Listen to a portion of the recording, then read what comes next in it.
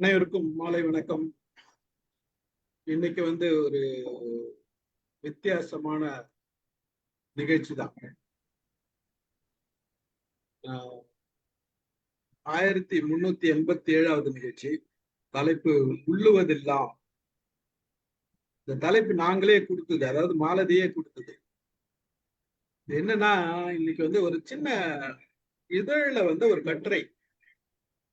அந்த கட்டுரை படிச்சப்ப இது பேசலாமேன்னு தோணுச்சு. இதை பத்தி ஒரு அலசலாமே அப்படின்னு தோணுச்சு. ஒரு கலந்துரையாடல்னு வச்சா அது வித்தியாசமா தான் இருக்கும். அதுக்கு முன்னாடி அந்த கட்டுரையை முழுக்க படிச்சுட்டு மாலதி அவங்க கருத்தை சொல்லி பிறகு அதுக்கப்புறம் நம்ம பார்வையில என்ன அப்படின்றத. இது ஒரு குடும்ப சம்பந்தமான விஷயங்கள் தான். ஃபேமிலியில என்ன ஒவ்வொருத்தரும் எப்படி நடந்துக்கிறாங்க அப்படின்ற விஷயம் தான். அது கட்டுரை படிச்சா முழுசா தெரியும். படிச்சுட்ட பிறகு நம்ம கேட்டுட்டு அதுக்கப்புறம் நம்ம கலந்துரையாடுவோம். நிறைய இதுல கலந்துரையாட வேண்டியதுதான் நிறைய இருக்கு. மகிழ்ச்சி. மாலதி, நீங்க ஸ்டார்ட் பண்ணுங்க. வணக்கம், அனைவருக்கும் வணக்கம். கட்டுரைதான் சார் சொன்ன மாதிரி ஒரு கட்டுரைதான் படிச்சது. மாறுபட்டு இருந்தது. ஆனா இந்த கட்டுரையில இருக்கிற மாதிரி நான் இல்லை. அதனாலேயே சரி, நான் சார்கிட்ட டிஸ்கஸ் பண்ணியிருந்த போது சரி நம்ம இதை பேசலாம் அப்படின்னாரு. அந்த சூழ்நிலை இல்லை, நான் இல்லைன்னதை விட என்னோட சூழ்நிலை அது மாதிரி இல்லை. அதைதான் பேசணும் அப்படின்னு நினைச்சான். சரி, ஃபர்ஸ்ட் ஆசிரியர் ஃபர்ஸ்ட் இதை ஒரு கவிதையோடவே தொடங்குறாங்க. உள்ளுவதெல்லாம். என்ன வரம் வேண்டும், என்ன வரம் வேண்டும் என்றார் கடவுள். அது கூட தெரியாத நீர் என்ன கடவுள் என்றான் பக்தர். இந்த 2 லைன் கவிஞர் நீலமணி எழுதினது. இத பிரேமா மேடம் ஒரு நிகழ்ச்சியில இந்த கவிதைய வாசிச்சிருக்கிறாங்க அப்படின்றது எனக்கு ஒரு நினைவுல இருக்கு. இப்போ எழுத்தாளரோட கவிதைய வாசிக்கிறேன். கடவுள் சிரித்து கொண்டே சொன்னார், உனக்கு எது நல்லது என்பது மட்டுமே எனக்கு தெரியும். உனக்கு எது வேண்டும் என்பது உனக்குத்தான் தெரியும். நானாக வரவில்லை, நீ அழைத்தே வந்தேன். அழைத்தவன் தானே இங்கு யாசிக்க வேண்டும். நீ அழைத்து பின் நான் வந்தால் அது வரம். உன்னை தேடி நானே வந்தால் அது அருள். வரம் என்பது வற்புறுத்தி கேட்பது, அருள் என்பது ஆராய்ந்து கிடைப்பது. இதுதான் அந்த கவிதை. இப்ப அந்த கட்டுரையே படிச்சதேன். என் சிந்தனைகள் இப்படிதான் இருக்கும். நான் ஆன்மீகவாதிதான் என்றாலும் கண்மூடித்தனமாக எதையும் நம்ப மாட்டேன். சில நாள் கோயிலுக்கு போக தோன்றும், சில நாள் வேண்டாம் என்று தோன்றும். மனதின் வழி நடப்பது என் வழக்கம். இதனால் சில சமயங்களில் குடும்பத்தில் குழப்பம் வரலாம். ஆனால் உங்கள் முடிவுகளின் மேல் நம்பிக்கை வந்துவிட்டால் குடும்பத்தில் மற்றவரும் நம்மோடு சேர்ந்து சிந்திக்க ஆரம்பிப்பார்கள். நான் சிறியவளாக இருக்கும் பொழுது என் அம்மா என்னிடம் அதிகம் பேச மாட்டார். அதற்கெல்லாம் நேரம் இருக்காது. கூட்டு குடும்பம், 6 சகோதரர்கள், 6 சகோதரிகள் உள்ள வீட்டின் 2வது மருமகள் என் அம்மா என்றாலும் எல்லா நல்லது கெட்டதுக்கும் இவர்தான் முன்னின்று செய்ய வேண்டிய சூழல். இன்றளவும் எங்கள் உறவினர்கள் வீட்டில் எந்த ஒரு சின்ன விசேஷம் என்றாலும் கூட என் அம்மாதான் முன்னிலை. அவரின்றி அணுவும் அசையாது. அவர் முன்னின்றால் எந்த குறையும் இருக்காது. எந்த ஒரு செயலையும் நேர்த்தியாகவும் வேகமாகவும் செய்யும் பெற்றவர். சிக்கலான நேரத்திலும் தைரியமாகவும் தெளிவாகவும் முடிவு எடுக்க தெரிந்தவர். இப்படிப்பட்ட என் அம்மா என்னை பெண் என்பதால் வேறுபடுத்தி பார்த்ததே இல்லை. பெண் என்றால் வேறு மாதிரி நடத்துவார்கள் என்பது கூட தெரியாமல் எங்களை வளர்த்த பெருமை எங்கள் கூட்டு குடும்பத்தில் உள்ள ஒவ்வொருவருக்கும் சேரும். இப்படி இருக்கையில் தனி குடும்பம் போக வேண்டிய சூழல் வந்த போதும், பொருளாதார இக்கட்டுகள் வந்த போதும் எந்த இடத்திலும் என் அம்மா என்னை வேலை செய்ய சொல்லி சொன்னதில்லை. நானும் கேட்டதில்லை, கேட்க தோன்றியதில்லை. நான் ஏன் உதவ முன்வரவில்லை என்று இப்போது யோசித்தாலும் பதில் தெரியவில்லை. ஒருவேளை அதிகம் பேசாததால் இருக்குமோ? அறிவுரை என்று பெரிதாக சொன்னதாய் நினைவில்லை. நான் தவறு செய்யும் பொழுது கூட பெரியதாக ஏன் செய்தாய், எதற்கு செய்தாய் என்றெல்லாம் கேட்க மாட்டார், திட்டவும் மாட்டார். ஒரு வார்த்தை, ஒரு பார்வை, அவ்வளவே. எனக்கு செய்ய வேண்டிய அத்தனையும் செய்து கொடுப்பார். சாப்பாடு செய்து கொடுப்பதில் இருந்து விதவிதமாக அன்றைய நாகரீக உடைகள், ஜீன்ஸ் டாப், பெண்கள் போன்ற சட்டை வாங்கி கொடுப்பதில் இருந்து ஹை ஹீல் செருப்பு வாங்கி கொடுத்தது, அசைவத்தில் மாமிச துண்டுகள் அதிகம் சாப்பிடாத எனக்கு ஈரல் தனியாக எடுத்து வைப்பது என்று பார்த்து பார்த்து செய்வார்.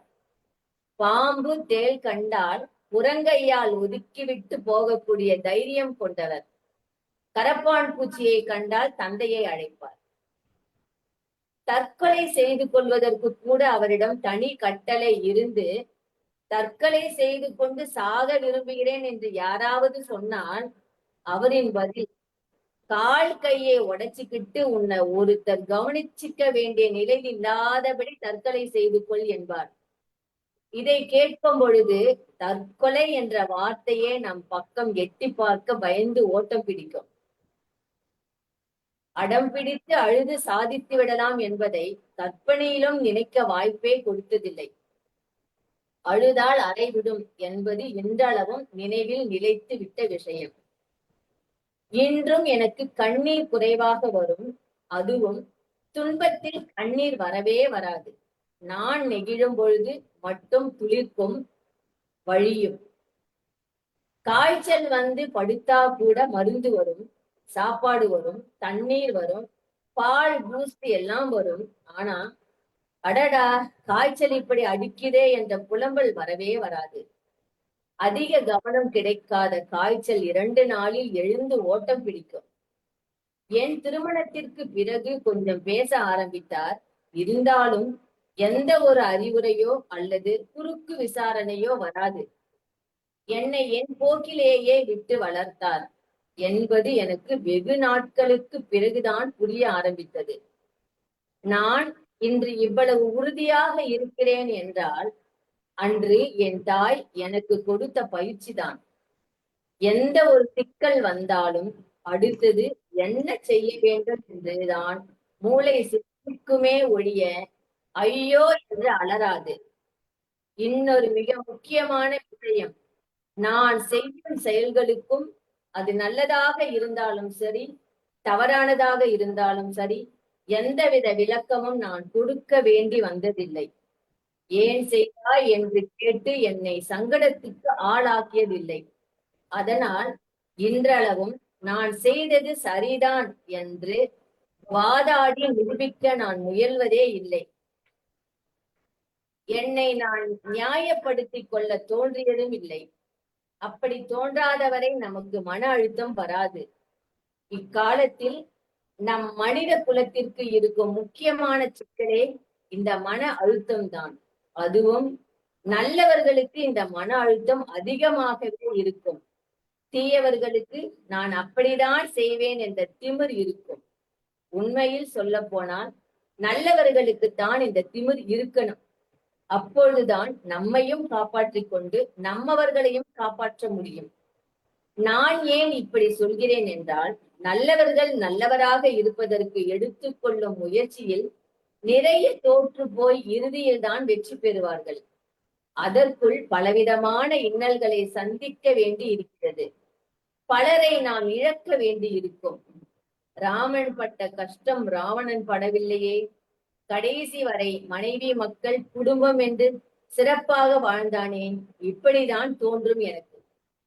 அண்மையில் ஒரு நண்பரிடம் பேசிக் கொண்டிருக்கும் பொழுது தன் உறவினரில் ஒருவர் தீய எண்ணத்தோடு ஒருவரை பற்றி இன்னொருவரிடம் குறை சொல்லி குடும்பத்தில் குழப்பம் செய்வதே வேலையாக வைத்திருப்பதுதான் என்றும், யாரிடம் சொல்லாமல் தான் பொறுத்து பொறுத்து போவதாகவும் சொன்னார். நான் அப்படி செய்வதனால் நீங்கள் கஷ்டத்தை நஷ்டத்தை பெருக்கிக் கொண்டேதான் போகிறீர்கள். உங்கள் குடும்பத்தினரிடம் பேசி பிரச்சனை பெரிதாகும் முன் தடுத்து நிறுத்துங்கள் என்று சொன்னேன்.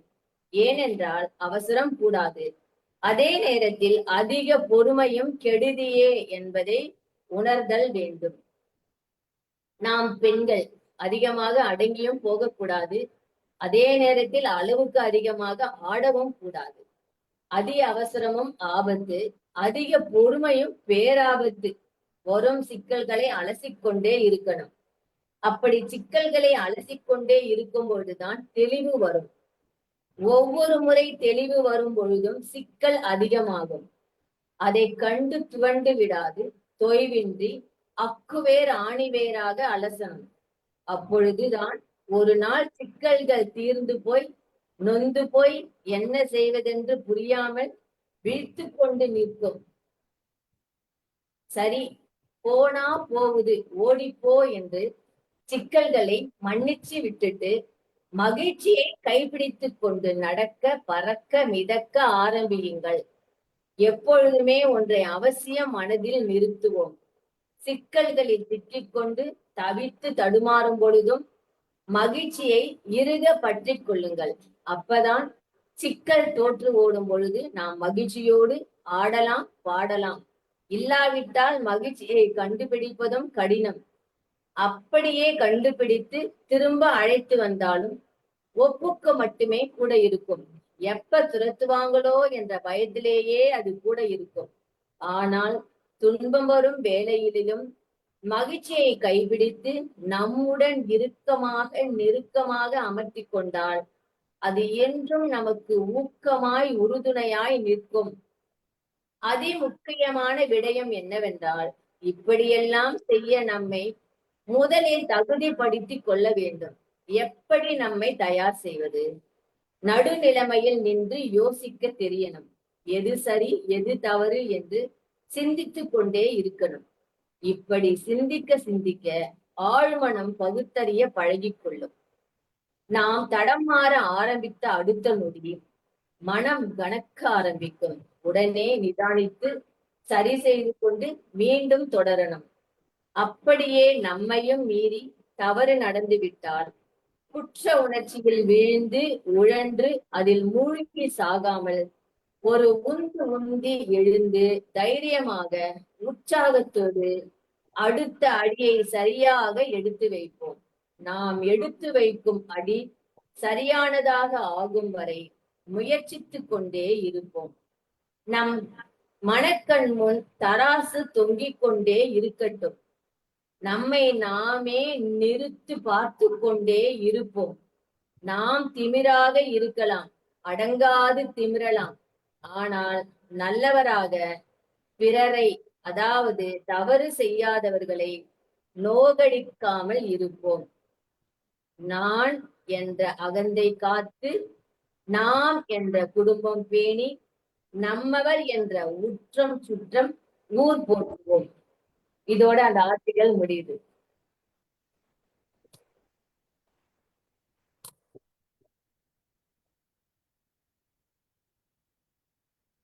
இப்ப இந்த ஆர்டிகிள்ல எனக்கு வந்து அவங்க அம்மா வந்து அவங்களுக்கு ஒரு நல்ல போல்டா இருந்து வளர்த்துருக்காங்க அந்த காலத்திலேயே, அததான் சொல்லணும். ஆனா அவங்க சொல்றாங்க இல்லையா அவங்க அம்மாவை பத்தி, ஆனா எங்க அம்மாவும் அதே ஸ்டேஜா தான் இருப்பாங்க அப்படின்ற மாதிரி நான் நினைச்சுக்கிட்டேன். அந்த முடிவை எடுக்கணும்னு சொல்றாங்க இல்லையா, அந்த முடிவை எடுக்கணும்னும் போது ஒரு முடிவை நல்லபடியா தான் எடுத்தாங்க. ஒரு 19 வயசுல எடுத்துட்டாங்கன்னு வச்சுக்கோங்களேன். வீட்டை விட்டு வெளியில கல்யாணம் பண்ணிக்கிட்டாங்க.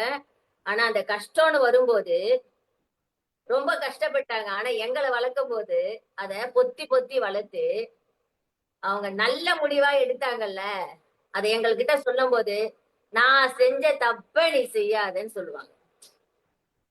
அப்ப அவங்களுக்கு நல்லதா தெரிஞ்சது அந்த விஷயம். தெரிஞ்சு வீட்டை விட்டு கல்யாணம் பண்ணாங்க. ஆனா எங்களை வளர்க்கும் போது ஒவ்வொரு முறையும் அதை சொல்லி சொல்லி சொல்லி பயந்து பயந்து வளர்த்து எங்களை ஒரு உள்ளவே வச்சு வளர்ந்துட்டாங்க. அந்த அளவுக்கு போல்டான ஆள் நான் கிடையவே கிடையாது. எல்லாத்துக்கும் பயப்படுற ஆளு தான். இப்பதான் கொஞ்சம் தைரியமா நான் பேசுறேன்.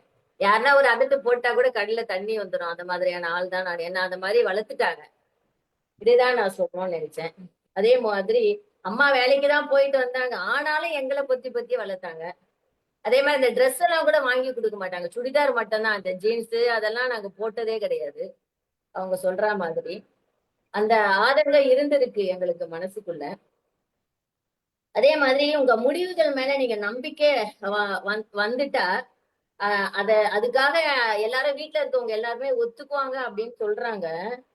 ஆனா அதுக்கு நேரமும் காலமும் அதுக்கு ஒத்துழைக்கணும். அதிகமா ஆயிடுச்சுன்னு வச்சுங்களேன், ஒரு பணம் சம்பந்தப்பட்ட விஷயமா இருந்தா ரொம்ப நாளைக்கு அந்த முடிவை எடுக்கணும் அப்படின்னு வெயிட் பண்ணவே முடியாது. அது அந்த முடிவை நம்ம டக்குன்னு எடுத்துதான் ஆகணும் அப்படின்றது என்னோட கருத்து.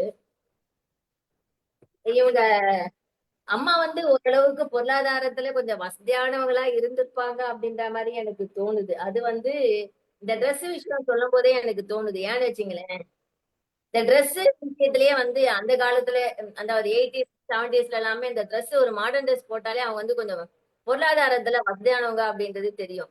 ஆனா இப்போ அப்படி கிடையாது. ட்ரெஸ்ஸை வச்சு யாரையும் எடை போடவே முடியாது. நீங்க பெரியவங்க, நீங்க வசதியானவங்க, நீங்க ஏழை அப்படின்றத நம்ம பிரிச்சு பார்க்கவே முடியாது. ஏன்னா இன்னைக்கு அந்த அந்த சூழல் மாறி போயிடுச்சு. எல்லாருமே அந்த ட்ரெஸ் எல்லாமே போடுறாங்க. அதுதான் நான் சொல்லணும்னு நினைச்சேன். எல்லாமே அந்த காலத்துல அப்படிதான் இருந்தாங்க. அதே மாதிரிதான் ஜுரம், இப்ப ஃபீவர், இந்த காய்ச்சல் வந்துச்சுட்டா இப்ப எல்லாம் நம்ம ஒரு குழந்தை 2 குழந்தை வச்சிருக்கதால உடனே ஹாஸ்பிட்டலுக்கு கூட்டு போகணும், டாக்டரை பார்க்கணும் அப்படின்னு ரொம்ப கேர் எடுத்துக்கிறோம். ஆனா அந்த காலத்துல எல்லாரும் வீட்லயும் அப்படிதான் இருந்தது. ஃபர்ஸ்ட் தடவை கசாயத்தை போட்டு கொடுத்துட்டு தைல தேய்ச்சி விட்டுட்டு இப்படித்தான் பார்த்தாங்க. ரொம்ப முடியலன்னா மட்டும்தான் நம்ம எல்லாம் ஆஸ்பத்திரிக்கு போனோம். அதே அவங்க அம்மாவும் அதே மாதிரிதான் இருந்திருக்காங்க.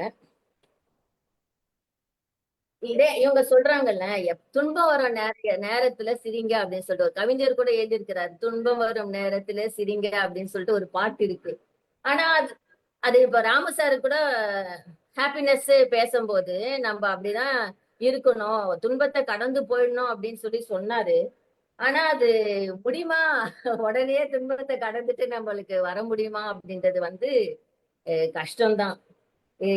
இப்படிதான் நான் நினைக்கிறேன். இத இதுல இவங்க நான் என்ற அகந்தை காத்து, நாம் என்ற குடும்பம் பேணி, நம்பவம் என்ற நம்மவர் என்ற குற்றம் சுற்றம் ஊர் போற்றுவோம் அப்படி சொல்றாங்களே. ஃபர்ஸ்ட் நான் தான், நான் ஃபர்ஸ்ட் என்ன பாத்துக்கணும், அதுக்கப்புறமா தான் குடும்பத்தை பாத்துக்கணும், அதுக்கப்புறமா நான் சுற்றத்தை பாத்துக்கேன்னு சொல்றாங்க.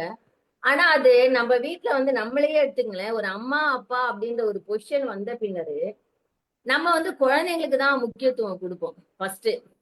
இப்போ ஒரு அப்பா என்ன பண்ணாரு, செருப்பை தச்சு போட்டுக்காரு, குழந்தைக்கு ஷூ வாங்கி கொடுப்பாரு. அப்படிதான். அப்போ நம்மளுக்கு ஃபர்ஸ்ட் ப்ரியாரிட்டி கிடையாது, குழந்தைங்களுக்கு தான் அது. அவங்க அப்படிதான். ஒருவேளை வசதியானவங்க வீட்டுல இது எல்லாமே நடக்கலாம். ஆனா கொஞ்சம் பொருளாதாரத்துல பின்தங்கி இருக்கிறவங்க வீட்டுல இது நடக்காது. இதுதான் சொல்லணும்னு நினைச்சேன். இந்த கட்டுரை நான் படிச்சேன்.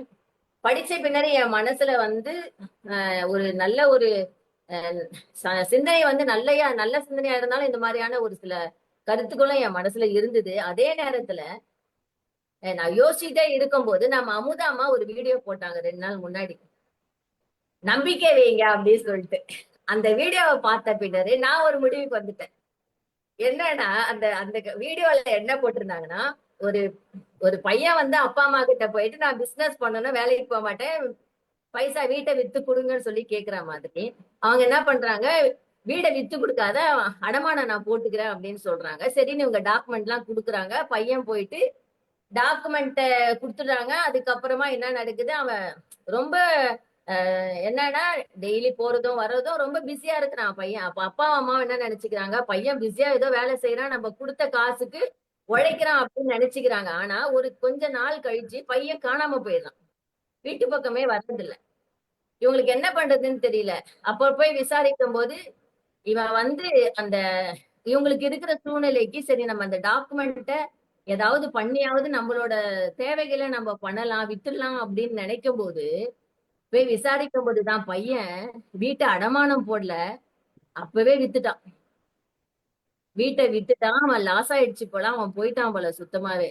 அப்போ இப்ப அவங்க அப்பா அம்மாவோட நிலைமை என்ன, அதை யோசிக்க தோணுச்சு. இப்போ இந்த கட்டுரையில இருந்து நான் படிச்சது என்னன்னா, இந்த காலத்துல பிள்ளையா இருந்தாலும் அம்மாவா இருந்தாலும் பொண்ணா இருந்தாலும் தனக்குன்னு சொல்லிட்டு கொஞ்சம் எடுத்து வச்சுக்கிட்டோம். நம்மளுக்காக கொஞ்சம் தேவைக்கு நம்ம எடுத்து வச்சுக்கிட்டு தான் அதுக்கப்புறம் பிள்ளைகளுக்கு கொடுக்கணும். எந்த ஒரு முடிவையே எடுக்கக்கூடாது. நம்ம தான் ஃபர்ஸ்ட், நான் தான் ஃபர்ஸ்ட். ராதிகா அது கூட ஒரு கோபிநாத் கூட ஒரு வீடியோ ஒண்ணு போட்டிருந்தாங்க, ஒரு பேட்டியில சொல்லியிருந்தாங்க.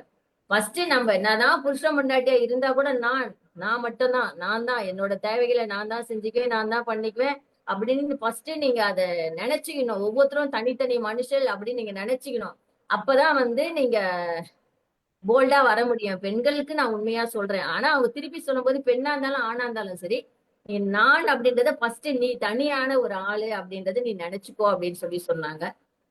இதுதான் இந்த கட்டுரையில எனக்கு தீர்வு என்னன்னா, இதுதான் நம்ம ஃபர்ஸ்ட் நமக்கு தான் நம்ம பிரியாரிட்டி கொடுத்துக்கணும். ஆனா அது மாதிரி இல்ல, அந்த மாதிரி சூழ்நிலை அமையாது. ஆனா அது மாதிரி இருக்க மாட்டோம். இருந்தாலும் எது முக்கியம் அப்படின்றத நம்ம முடிவெடுத்து நமக்கு ஃபர்ஸ்ட் ப்ரியாரிட்டி கொடுத்துக்கிட்டு அதுக்கப்புறம் நம்ம குடும்பத்தை பார்த்து அதுக்கப்புறமா நம்மளோட சுற்றத்தை பார்க்கணும் அப்படின்றது அவங்க எழுதியிருக்கிறது ஃபுல்லாவே கரெக்டா தான் எழுதியிருக்கிறாங்க அப்படின்றத நான் சொல்லி நிறைவு பண்ணிக்கிறேன். நன்றி. சொல்லதுக்கு முன்னாடியே நாங்க கை தட்டோம் சார். இல்ல சார், நீங்க சொல்லதுக்கு முன்னாடியே நாங்க கை தட்டிட்டோம். நீங்க சரிங்க சொல்வீங்களோ சார். சொல்ல எப்பொழுதும் மாட்டீங்களோ நடக்கிறது தானே சார். மகிழ்ச்சி சார். நான் சொல்றதுக்கு முன்னாடி தட்டினீங்கன்னா ரொம்ப மகிழ்ச்சி. இப்போ எப்ப நடக்கிறது? மாலதி இப்ப கிளாரிஃபை பண்ணிட்டாங்க. ஃபர்ஸ்ட் அவங்க தானா, செகண்ட் தான் நீங்களா, அதுக்கப்புறம் தான் மத்தவங்க எல்லாம். சோ சொன்னாங்க. செகண்ட் ஸ்டேட்மெண்ட் சொல்லவே சொல்லவே இல்ல. ஆமா ஆமா என்ன சொல்லவே சார், இல்ல.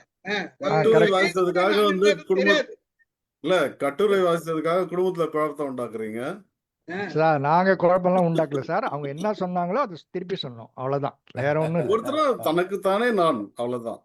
இது எல்லாருமே அவங்க ஒரு ஃபேமிலில இருக்கிறோம். எல்லாருக்குமே ஒரு சில அனுபவங்கள் இருக்குது. இது பொதுப்படியா நம்ம எல்லாருக்குமே சொல்லிட முடியாதுன்றது ஒரு பக்கம் என்னோட பார்வை. சரி, இதை டிஸ்கஸ் பண்ணலாம் அப்படின்றதுக்காக தான் இதை போட்டேன். ஒரு மாறுபட்ட கருத்தா இருந்தது. ஒருத்தரோட பார்வையும் அனுபவங்களும் சொல்லலாம் அப்படின்றதுக்காக தான். யார் யார் என்னென்ன தோணுது, பல விஷயங்கள் இதுல பார்க்க வேண்டியதா இருக்கு. பல கருத்துக்கள் அங்கங்க ஒரு ஒரு சின்ன சின்ன கருத்துக்கள் இருக்குது. யாரெல்லாம் இதெல்லாம் நோட் பண்ணீங்க? செல்வா வந்திருக்காரு, ரொம்ப மகிழ்ச்சி. படிச்சிருக்காரான்னு தெரியல. மகிழ்ச்சி. எப்போ வந்தீங்க செல்வா? 10 மினிட்ஸ் முன்னாடி தான் வந்தேன். ஓகே ஓகே, ஒன்றும் பிரச்சனை இல்லை. நம்ம டிஸ்கஸ் பண்ண சப்ஜெக்ட் பிடிச்சிடுவீங்க. அதான் நீங்க எல்லாம் பேசுனீங்கன்னா கொஞ்சம் எடுத்துருவாங்க. அவ்வளவுதான் அவ்வளவுதான். வாங்க, யார் பேசுறது? பிரேமா மேடம் பேசுறீங்களா? மாலதி சொன்ன மாதிரி சார், ஃபர்ஸ்ட் நம்ம சரியா நமக்கு ஒரு திருப்தியா இருந்தோம்னா அடுத்தவங்களுக்கு செய்யும் பொழுது அதை ஃபுல் அட்டென்ஷன் கொடுக்க முடியும். நம்மளே ரொம்ப அப்படி அப்செட் ஆகி அந்த ஸ்ட்ரெஸ் மேனேஜ்மெண்ட் நேத்து ஆங்கிரியை பேசும்போது நல்லாவே சொன்னார் ராமு சார். அதை எப்படிலாம் நம்ம மேனேஜ் பண்ணணும் அப்படின்றதையெல்லாம் சொன்னார். ஏன் வருது அந்த ஆங்கிரின்னும் போது, இந்த மாதிரி ஸ்ட்ரெஸ் இருக்கும் பொழுதுதான் அதெல்லாம் வருது அப்படின்றதும் இந்த மாதிரி ஃபேமிலியில மற்றபடி ஃப்ரெண்ட்ஸ் சர்க்கிள்ல இப்படிலாம் இருக்கிறது. அவங்க இன்னொன்னு சொன்னது, அவங்க அம்மா லவ் மேரேஜ் பண்ணாங்க ஆனா பிள்ளைகளை இப்படி அப்படின்னு சொல்லிட்டு சொன்னாங்க. அது லவ் மேரேஜ் பண்ணதுனால அவங்க எவ்வளவு அடிபட்டிருப்பாங்க, கஷ்டப்பட்டிருப்பாங்க அப்படின்றது அவங்களுக்கு மட்டும்தான் தெரியும். என்னோட ஆண்டி ஒருத்தர் அப்படி லவ் மேரேஜ் பண்ணிக்கிட்டாங்க. என்கிட்ட பேசும்போதெல்லாம் அதை சொல்லுவாங்க, தயவு செய்து இந்த மாதிரி ஏதாவது பண்ணிராது. அது அவங்க அம்மா சொல்லியிருக்காங்க. இது ஆண்டி அவங்க இத்தனைக்கும் she was a good earner, ஒரு டீச்சரா இருந்தவங்க. அந்த மாதிரி ஒரு இருந்தாலும் அந்த ஃபேமிலியில பிகாஸ் ஆஃப் த கேஸ்ட் அவங்க கஷ்டப்பட்டாங்க. அந்த 2 குழந்தைங்க டெலிவரி எல்லாம் எங்க அம்மா தான் பார்த்தாங்க. இருந்தாலும் அவங்க ஃபேமிலியில அவங்க பட்ட கஷ்டத்துல அது மாதிரி இருந்தது அந்த காலத்துல. இப்ப அது இல்ல. இப்ப மெச்சூர்ட் ஆயிட்டாங்க. பிள்ளைகளும் எக்கனாமிக்கலி போத் ஆர் இண்டிபெண்ட். அப்போ கேர்ள்ஸ் லேடிஸ்ன்னு சொல்லிட்டு இன்னைக்கு சரியா வரல அப்படின்னா நான் தான் முக்கியம்னு ஒரு டெசிஷன் எடுக்கிற அளவுக்கு இன்னைக்கு பிள்ளைங்க ஒரு தைரியம் ஆயிட்டாங்க, செஞ்சுட்டாங்க. ஆனா சமுதாயத்துல எப்படியெல்லாம் அது அவங்க உறவினர் முன்னாலெல்லாம் கஷ்டப்பட்டிருப்பாங்க அம்மா அப்படின்றதுனால அதை சொல்லியிருக்காங்க. நம்ம நேத்து பேசின அந்த தேவதைன்ற புக்லயும் பிரிவுன்னு ஒரு கதை வந்திருக்கு. அந்த கதையில இதை சொல்லுவாங்க. பொண்ணு எலோப் ஆயிட்டு போகும், போலீஸ் கம்ப்ளைண்ட் கொடுப்பாங்க. போலீஸ் அந்த பிள்ளைய ப்ரொக்யூர் பண்ணி கொண்டு வரும்போது அந்த ஸ்டேஷன்ல அம்மா பொண்ணுக்கு பேசுவாங்க, நான் எனக்கு நீ கல்யாணம் பண்ணி வைக்கிறியா, நான் மேஜர் ஆயிட்டேன், இல்லைன்னா நான் அப்படிதான் போவேன் அப்படின்னு அந்த பொண்ணு தைரியமா சொல்லும். அந்த போலீஸ் இன்ஸ்பெக்டர் நான் ஒன்றும் பண்ண முடியாதுமா, அது மெச்சூர்டு, லீகலா நான் வந்து இதை ஒன்றும் பண்ண முடியாது. அந்த இன்ஸ்பெக்டரையோ எதிர்த்துக்கோ, நான் எனக்கு வந்து மேஜர் ஆயிட்டேன், நீ எப்படி வந்து என்னை வந்து அம்மா கூட அனுப்ப முடியும்னு.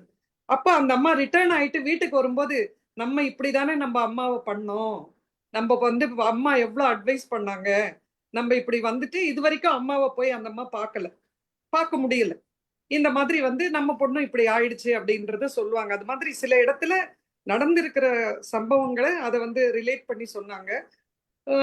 அதே மாதிரி ஒரு பையனை சொன்னாங்க பாருங்க. அதே மாதிரி எங்க ரிலேட்டிவ்லயும் ஒரு பையன் இந்த பிரச்சனைக்காக சுத்தமா இப்ப எங்க இருக்கான்னே தெரியல, எங்க இருக்கானா இல்லையான்னு தெரியல. அதை பத்தி அந்த வீட்டுல இருக்கிறவங்க வந்து கவலையும் படல. ஏன்னா அந்த அளவுக்கு அவன் அந்த டார்ச்சரை கொடுத்துட்டு போயிருக்கான். நாட் எல்லோப்டு இந்த ஃபைனான்சியலா அந்த அளவுக்கு வந்து பண்ணிட்டு போயிட்டான் அப்படின்றதுனால. அதனால நல்லாதான் எழுதியிருக்காங்க. இந்த இது வந்து அதை அனுபவிச்சுதான் எழுதியிருக்காங்க. இதுக்கு தீர்வு அப்படின்னு பார்க்கும்போது நம்ம ராமசார் நல்லாவே, ராமசார் மட்டும் இல்ல நீங்களுமே சொல்லுவீங்க, கோபம் வரும்போது அந்த 1 2 3 10 வரைக்கும் சொல்லிக்கணும், அதுக்கப்புறம் வார்த்தைகளை விடணும், மெடிடேஷன் பண்ணணும், செய்யணும், நம்மள கொஞ்சம் அது மாதிரி வந்து கொஞ்சம் பண்ணிக்கணும். நம்மளும் முக்கியம். என்ன பெரிய தியாகின்ற பட்டம் எல்லாம் தேவையில்லை, நம்மளும் முக்கியம். நம்மளோட சந்தோஷமும் முக்கியம். எது முடியுமோ அதை ஒத்துக்கணும், எது முடியலையோ அதை பொலைட்டா இது என்னால முடியாது அப்படின்னு சொல்லவும் தெரிஞ்சுக்கணும். எல்லாத்தையும் நம்ம இழுத்து போட்டு சுமக்க வேண்டியது இல்லை. ரொம்ப அழகா சொன்னாங்க. ரொம்ப நல்லா லெக்சரர் மாதிரி அழகா லெக்சர் கொடுத்த மாதிரி இன்னைக்கு மாலத்தி உள்ளுவது எல்லாம் ரொம்ப அழகா ரிலேட் பண்ணி சொன்னாங்க. வாழ்த்துக்கள்மா. Thank you sir. நன்றி மேடம். அதாவது நீங்க சொன்ன விஷயத்துல 2 விஷயம் வந்து நான் சொல்லணும்னு நினைச்சேன். இப்ப நீங்க கோவம் வந்ததுக்கு 1 2 3 கவுண்ட் பண்ணோம், மெடிடேஷன் பண்ணோம், இதெல்லாம் நீங்க சொன்னீங்கல்ல, இதுக்கு இது பண்றதுனால வருதா, இதனுடைய எஃபெக்ட் எப்படி இருக்கும்ன்றது நேற்று கொஞ்சம் விலாவாரியா பேசணும். அதாவது மெடிடேஷன் பண்ணா மட்டும் வந்துருமா, அந்த மெடிடேஷன் பண்றதுனால என்ன சேஞ்சஸ் வருதுன்றதை நேற்று பண்ண நீங்க இருந்தீங்கன்னு நினைக்கிறேன் அந்த இது பேசுறப்ப. அது ஒண்ணு பேசணும்னு நினைச்சேன். அப்புறம் வந்து இந்த பிரச்சனை லவ் மேரேஜ்ன்றது லவ்னால வரல, அங்க காஸ்ட்னால தான் வந்தது. பிரச்சனையே அங்க காஸ்ட்னால தான் வந்தது. ஆனா நம்ம நினைக்கிறோம் இன்னைக்கும் காஸ்ட் போயிடுச்சா, ஒரு எல்லாரும் விழுந்துட்டாங்கன்ட்டு. நீங்க இன்னைக்கு கூட நான் இது கல்யாண மாலை விட இது பார்த்தேன். ஒவ்வொரு அப்பா அம்மாவும் பர்டிகுலரா காஸ்ட் சப்காஸ்ட் சொல்லிதான் பொண்ணும் மாப்பிள்ள தேடினாங்களே தவிர போகலை. இல்ல சார், இல்ல சில கம்யூனிட்டியில மட்டும் இந்த மாதிரி இருக்காங்க. இப்ப எங்க ரிலேட்டிவ் நான் சொல்றது, என்னோட சொந்த பங்காளி அண்ணன், என்னோட சித்தப்பா பையன், அப்பாவோட தம்பி, அவங்க பையன் வந்து அந்த பிள்ளைங்க வந்து அப்ராட்ல படிச்சாங்க. ஒரு பொண்ணு அயர்லாந்து பையனை கல்யாணம் பண்ணிருக்கு, ஒரு பொண்ணு அமெரிக்கா பையனை கல்யாணம் பண்ணிருக்கு. அப்பா அம்மாக்கு பையன் கிடையாது.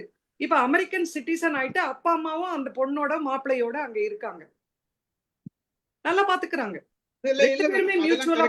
பிரச்சனை எங்க வருதுன்னா மேடம், இந்த மாதிரி வெளிநாட்டுல கல்யாணம் பண்ணிக்கும் போது, கொஞ்சம் டாப்ல கல்யாணம் பண்ணிக்கும் போது பிரச்சனை வர்றது இல்ல.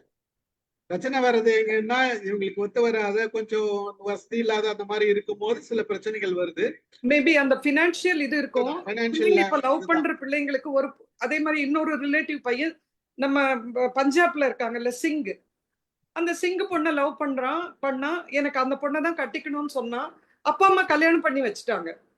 ஒரு அந்த மாதிரி மெச்சூர்டா படிச்ச அப்பா அம்மா நீங்க சொல்ற மாதிரி வேற விதமான பெரிய அந்த குடும்பங்கள்ல பிரச்சனை இல்லைன்னா நல்லாவே சந்தோஷமா ஏத்துக்கிறாங்க. பட் சில கம்யூனிட்டி நம்மளே பாக்குறோம்ல, கொலை பண்றாங்க, ஆளை வச்சு அடிக்கிறாங்க, அப்படி எல்லாமும் ஓடுது. இல்ல சிட்டில டெவலப் ஆயிடுச்சுன்னு நினைச்சா கூட அது கூட இல்லைன்றதுதான் நான் சொல்ல வந்தேன். அது பேசிக்கலாம், நம்ம மற்றதை பேசிக்கலாம். மகிழ்ச்சி மேடம், நன்றி. வேற யாரு கருத்து சொல்றது? வாங்க ராம சார் பேசுறீங்களா?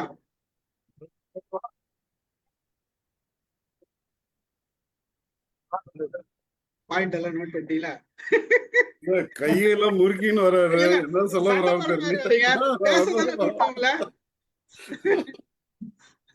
பயமா இருக்கு. சரி, பிகினிங்ல இருந்து கடவுளை பத்தி பாட்டெல்லாம் சொன்னாங்க. அதனால கடவுள் பாட்டு சொன்னதுக்கு அப்புறம் தான் நான் ரெஸ்பாண்ட் சார் உங்க வாய்ஸ் கேட்கல. இல்லைன்னா கொஞ்ச நேரம் கழிச்சு பேசுங்க, உங்க நெட் ஏதோ ப்ராப்ளம் இருக்கு. சரி, நான் கட் பண்ணி போட்டு பார்ப்பேன். கொஞ்ச நேரம் கழிச்சு பேசுங்க. ரவி சார் வாங்க. ரவி சார் மைக் ஆன் பண்ணுங்க சார்.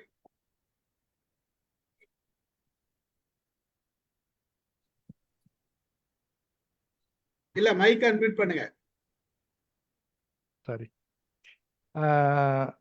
மாலதி மேடம், நீங்க படிச்ச கட்டுரைலாம் நல்லா இருந்தது. ஆரம்பிக்கும் போது நீங்க ஒரு இது சொன்னீங்க, என்னது ஆன்மீகவாதி இதுன்னு சொல்லிட்டு. இது என்னடா ரிலிஜன் மாதிரி போகுது, நம்மளுக்கு சம்பந்தம் இல்லையே அப்படின்னு சொல்லி நினைச்சேன்.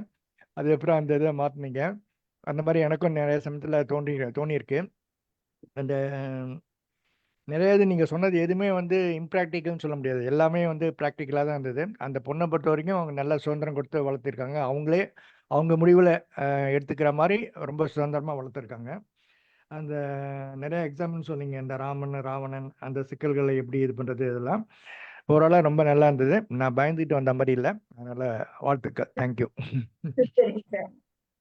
இல்ல தேங்க்யூ சார். சார், நீங்க வந்து அவங்க படிச்சதை ஒரு பக்கம் இருக்கட்டும் சார், உங்களோட பார்வையில இந்த கருத்துக்கெல்லாம் பத்தி சொல்லுங்க. இந்த பார்வையில் அதான் இந்த ஆன்மீக இதை பொறுத்த வரைக்கும் நானும் அதே மாதிரி தான் நினைப்பேன். டெய்லி தான் கோயிலுக்கு போகணும் அப்படின்லாம் ஒன்றும் கிடையாது. எப்போ முடியுதோ அப்போ போவோம். போகலன்னா அதை பற்றி ஒன்றும் இது இல்லை. அது நான் பேசிக்காக டெய்லி நான் ஃபாலோ பண்ணுறது. அதான் எக்ஸாம்பிள் நம்ம ஜூமு நம்ம மீட்டிங்கே சொல்லிடலாம். மீட்டிங் ரொம்ப இன்ட்ரெஸ்டிங்காக இருந்தால் இதிலே கண்டினியூ பண்ணுவேன். அன்றைக்கி ஈவினிங் கோயிலுக்கு போக மாட்டேன். ஸோ அந்த மாதிரி டிசிஷன் எடுக்கிறது தான். இவங்க சொன்னது அதான் மாலதி மேடம் சொன்ன மாதிரி ஃபஸ்ட்டு நம்ம ஃபேமிலி, அதுக்கப்புறம் தான் மற்ற. அதான் இப்போ ஃபஸ்ட்டு நீங்கள், அதுக்கப்புறம் நம்ம ஃபேமிலி. ஏன்னா நம்ம நல்லா இருந்தால் தான் நம்ம ஃபேமிலி நல்லா இருக்க முடியும். நம்ம ஃபேமிலி நல்லா இருந்தால் தான் நம்ம மற்றவங்களெல்லாம் நம்ம இது பண்ண முடியும். பேசிக்காக ஹெல்த்து வந்து அவங்கவுங்க அவங்க ஹெல்த்தை வந்து ஃபஸ்ட்டு அவங்க கவனிச்சிக்கிட்டாலே ஆட்டோமேட்டிக்காக மற்றதெல்லாம் சரியாகும். ஹெல்த் வந்து டாப் ப்ரியாரிட்டி கொடுக்கணும்னு சொல்லி நினைக்கிறேன். தேங்க்யூ. இந்த கட்டுரையில நம்ம என்ன கவனிச்சிருக்கணும்னா, அதுல வந்து எல்லா அம்மா மாதிரி அவங்க ஆத்தரோட அம்மா இல்ல. அவங்க கொஞ்சம் வித்தியாசமா இருக்கிறாங்க. எல்லாரும் மாதிரியும் அவங்க கண்டிக்கல, கொஞ்சம் சுதந்திரம் கொடுக்குறாங்க. அந்த அதே நேரத்துல சில விஷயங்கள்ல ஸ்ட்ரிக்டா இருக்கிறாங்க. தற்கொலை பண்ணிக்கிறேன்னு யாருன்னா வர்றேன்னு சொன்னா, தற்கொலை பண்ணிக்கோ, நீ கைய கால அடுத்தவங்களுக்கு கஷ்டம் கொடுக்காத அப்படின்னு சொல்றாங்க. அப்போ அப்போ அவங்களோட சுதந்திரம் வந்து ஒரு முழுக்க முழுக்க சுதந்திரம் நீ எப்படி வேணா இருக்கலாம் இல்ல இருக்கணும். அதே நேரத்துல எப்படி இருக்கணும்ன்ற அந்த ஒரு வரமுறைக்குள்ள இருக்குது. ஆனா மற்றவங்க மாதிரி இல்லை அப்படின்றது அந்த பார்வை. மற்றவங்க மாதிரி இல்லை. நீ வந்து அதே மாதிரி இப்போ இவங்களோட எழுதுனவங்களோட இதுக்கு வந்து அவங்களுக்கு வந்து பெருசா கண்டுக்கல. அவங்க வந்து கவனிக்கவும் செய்யறாங்க, அதை கவனிச்ச மாதிரி காமிக்காத இருக்கிறாங்க. பல கோணத்துல இது இருக்குது. அது அந்த மாதிரி ஒரு சில விஷயம் செய்திகள் இருக்குது. அதுல நம்ம பார்வை எப்படி இருக்கு, நம்மளை சுத்தி இருந்தவங்க எப்படி இருக்கு, நாம எப்படி இருக்கோம் அப்படின்றதுதான் இங்க நம்ம பேச வேண்டியது இருக்கு. ராம சார் வாங்க. இப்ப கேக்குதா குரல்? கேக்குது. ரைட். பிகினிங்ல சொன்னாங்க கேட்டதும் கொடுப்பான்னுட்டு. அது கேட்டதுக்கு அப்புறம் தான் கொடுப்பேன் அப்படிங்கிற மாதிரி இருக்கிற ஆங்கிளே நான் கொஞ்சம் தப்புன்னு நினைக்கிறேன். ஒன்று பாசத்தோட கருணையோட நான் தான் உருவாக்கினேன் கடவுள்னு சொன்னா நம்ம கேட்கறதுக்கு முன்னால கொடுக்கணும். பல நேரங்களில் அர்ச்சனைன்னு போறோம், பேர் சொல்றோம், நட்சத்திரம் சொல்றோம், கோத்திரம் சொல்றோம், இது கொடுங்கன்னு கேட்குறோம். போய் நின்னாலே தெரியணும்ல அவருக்கு. அப்புறமா என் பேரை வேற சொல்லணும், என் நட்சத்திரம் வேற சொல்லணும், என் கோத்திரம் வேற சொன்னாதான் அவர் கரெக்டா இந்த அட்ரஸ், இந்த தெரு, இந்த டோர் நம்பர், இந்த பிளாட்டு, இந்த ஃப்ளோர்னு கண்டுபிடிப்பாரா? ஸோ அந்த இடங்கள்ல மக்கள் கொஞ்சம் போல சிந்திக்கணும். ரைட், நான் போய் நின்னா ஐயா தேங்க்ஸ்ன்னு சொன்னேன், அந்த ஆளுக்கு புரிஞ்சிச்சு வந்துட்டோம்னா நல்லா இருக்கும். விழாவாரியா நம்ம சொல்லணும்னு எதிர்பார்க்கிற போது அது ஏன்னு தோணுது எனக்கு. சரியா? அப்புறம் ஒரு முகமதியர் திருமணத்துக்கு போயிருந்தேன். அதுல அந்த திருமணம் பண்ணி வைக்கிற ஒரு ஹாஜியோ என்னவோ அவர் சொன்னாரு, இவர்கள் கேட்பதை எல்லாத்தையும் அல்லாவே நீ கொடு, இவர்கள் அறியாமையின் காரணமாக கேட்க தவறியதையும் நீ தந்தருள்வாயாக அப்படின்னாரு. நமக்கு கடவுள் மறுப்பு கொள்கை தனியா இருக்குதுன்னு வச்சுக்கோங்களேன். ஆனா அந்த கேட்ட விதம் எனக்கு ரொம்ப பிடிச்சிருந்துச்சு. இவர்களது அறியாமையின் காரணமாக இந்த மணமக்கள் கேட்க தவறியதையும் அல்லாஹ் நீ தந்தருள்வாயாக அப்படின்னாங்க. அந்த சொல்லாட்சி, அந்த உரையாடல், அந்த way in which they were communicating with the God, I was appreciative of it. அப்புறம் நான் தான் முதல் அப்படின்னு சொல்றது ஒரு நல்ல செய்தி. என்னன்னா, நீங்க இப்ப ஃப்ளைட்ல போயிருப்பீங்க பலரும். இங்க அவன் முதல்ல என்ன சொல்றான், ஆக்சிஜன் காணாம போயிடுச்சுன்னா மேல இருந்து ஒரு மாஸ்க் விடும், முதல்ல நீ வச்சுக்கோ, குழந்தைக்கு வைக்கிறேன்னு ஆரம்பிக்காத, ஒய்ஃபு கொடுக்குறேன்னு ஆரம்பிக்காத, take care of your self அந்த வித் எனர்ஜி. உனக்கு கிடைச்ச ஆக்சிஜன்ல அப்புறம் ஒய்ஃபுக்கோ சின்னவங்களுக்கோ குழந்தைகளுக்கோ கொடு. நீ முதல்ல அவங்களுக்கு கொடுக்க போனா நீ செத்து போயிடுவே, அப்புறம் உன்னையும் காப்பாற்ற முடியாது, நீ இல்லைங்கிறதுனால அவங்களையும் காப்பாற்ற முடியாது அப்படிம்பாங்க. First taking care of your self is important. அதுக்கப்புறமா லவ் மேரேஜ் பத்தி அவங்க பிரேமா மேடம் சொன்னாங்க. இந்த மாதிரி நான் லவ் பண்ணினேன் எங்க சொந்தக்காரங்க, அதனால நீ பண்ணாதன்னு. நான் என்ன சொல்றது, நான் லவ் பண்ணினேன் அதனால எல்லாம் பண்ணுங்கப்பா அப்படின்னு நம்ம சொல்றது. அவங்களுக்கு என்ன படிப்பினை கிடைச்சதோ அதுல இருந்து தானே வருவாங்க. நம்ம படிச்சிருக்கிறோம். எவ்வளவோ ட்ரைனிங் ப்ரோக்ராம்ல நான் காலேஜ்ல ஸ்டூடெண்ட்ஸுக்கு கிளாஸ் எடுத்திருக்கிறேன்.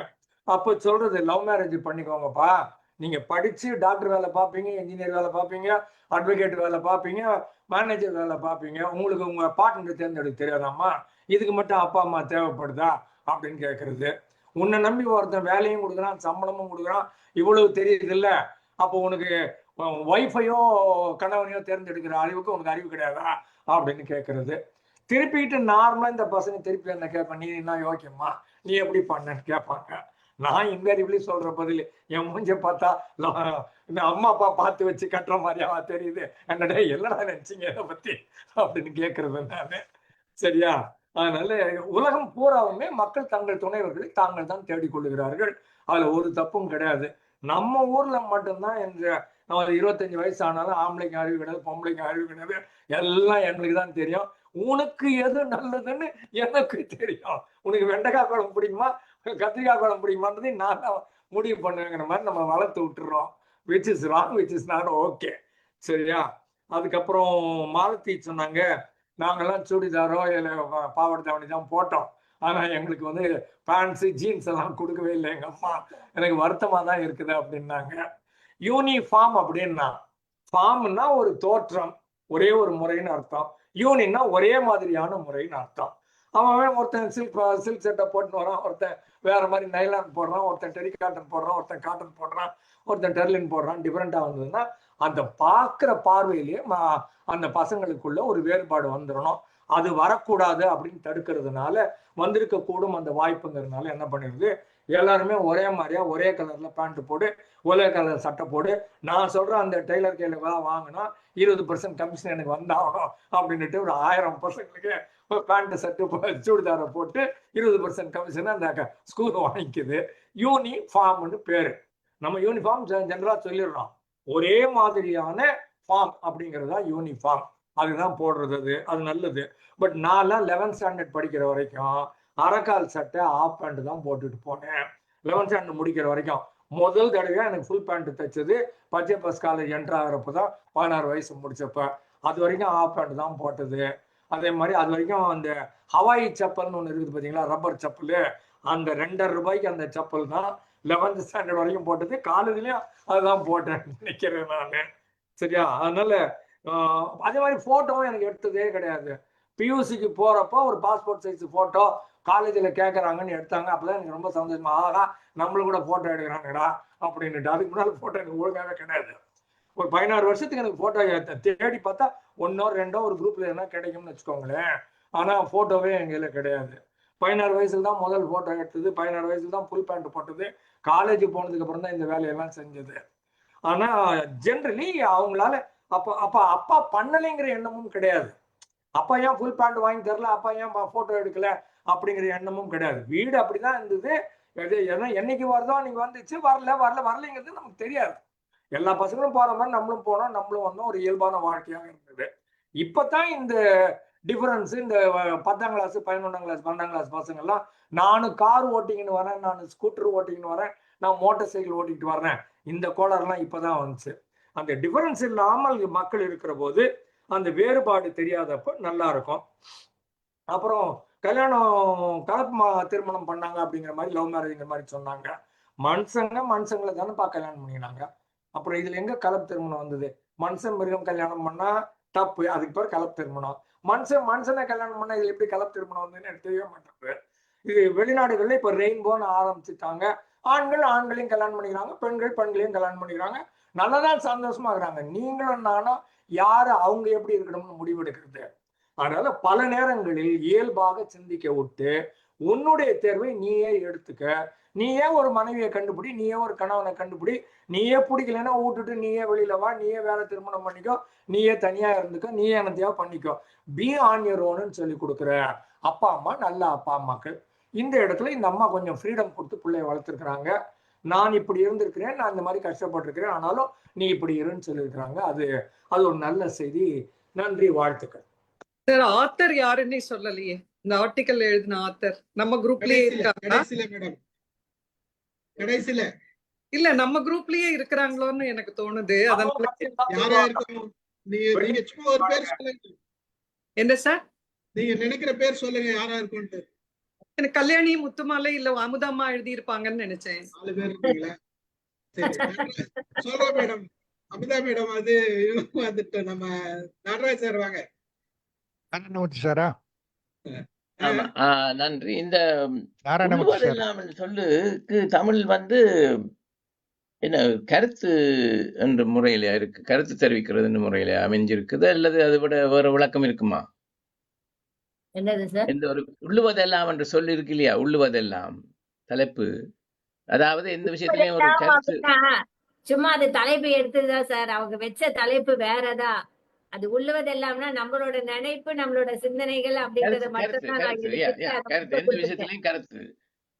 அது நல்ல ஒரு டாபிக். அதாவது நீங்க சொன்னதுல ஒரு சமீபத்தில் சுகிசிவனுடைய பேச்சிலையும் சொன்னாரு, பிரச்சனை என்று வரும் பொழுதுதான் நமக்கு தீர்வு வேணும்.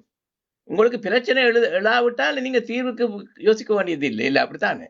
ஆனா எல்லாரும் வந்து தீர்வு வேற எங்கேயோ இருந்து வரணும்னு நீங்க சொன்னீங்க. நீங்க சொன்ன மாதிரி யாராவது வற்புறுத்தி கேட்கிறது என்பது ஒருவரும் வராட்டி கடவுளை தான் கேட்கணும் இல்லையா? கடவுள்கிட்ட இருந்து வரம் கேட்கிறோம். ஆனால் நாங்களே ஆராய்ஞ்சு, நீங்க அக்குவர் ஆணிவர் என்று சொல்லிக்கலாம், ரூட் காஸ்ன்னு சொல்லுவாங்களா ஆங்கிலத்தில். ரூட் காஸ் தான் எல்லாருக்கும் காரணம் இருக்குது. அப்ப நான் யோசிச்சேன், ஐயோ ஐயோ ஐயோன்னு சொல்லி பாவிச்சிங்க. அப்ப யோசிச்சேன், ஐயோன்னு சொல்வேக்கல எங்க நம்மளதான் பிள்ளை. ஆனா ஐயோ ஐயோ நான் தான் அதுக்கு காரணம்னு விளங்கணும். ஐயோன்னா வேற யாருடைய பிள்ளையா இருக்கும் அதிகமா. ஐயோ அப்படி நடந்துட்டது, அவன் அப்படி சென்று பண்ணிட்டானேன்னு சொல்லி. ஆனா அதுக்கு இடம் கொடுக்க கூடாது. அதனுடைய இந்த நல்ல ஒரு பேச்சு, எந்த விஷயத்தையும் நாம தான் அதை தீர்வுக்கு ஆராய்ஞ்சு, சுகிதீவும் அதுதான் சொல்றாரு. இன்னொரு இடத்துல இருந்து நாங்க தீர்வுக்கு துடிச்சிட்டு இருக்கிறோம். இன்னொருவர் இருந்தா நல்லம், சில வேளை இருக்க மாட்டாங்க. இப்ப நீங்கள் அந்த பெற்றோர் வளர்ப்பு பற்றி சொல்லிக்கல, என்னையும் பொத்தி பொத்தி தான் வளர்த்தாங்க. பொத்தி பொத்தின்னு சொல்லிக்கல என்னன்னு சொல்லுவாங்கன்னா, அந்த கேர்ஃபுல்லா வளர்த்தாங்க. ஆனா ஒரு 12-13 வயதுக்கு பிறகு எந்தவித என்ன சொல்றது கேள்வியோ ஒண்ணுக்குமே இடம் இல்லை. ஏன் லேட்டா வார, அல்லது என்ன பிடிச்சியா, தண்ணி ஒரு கேள்வியே கேட்கறது இல்லை. ஆனா நாங்க 4 பேரும் we were all behaved in a way.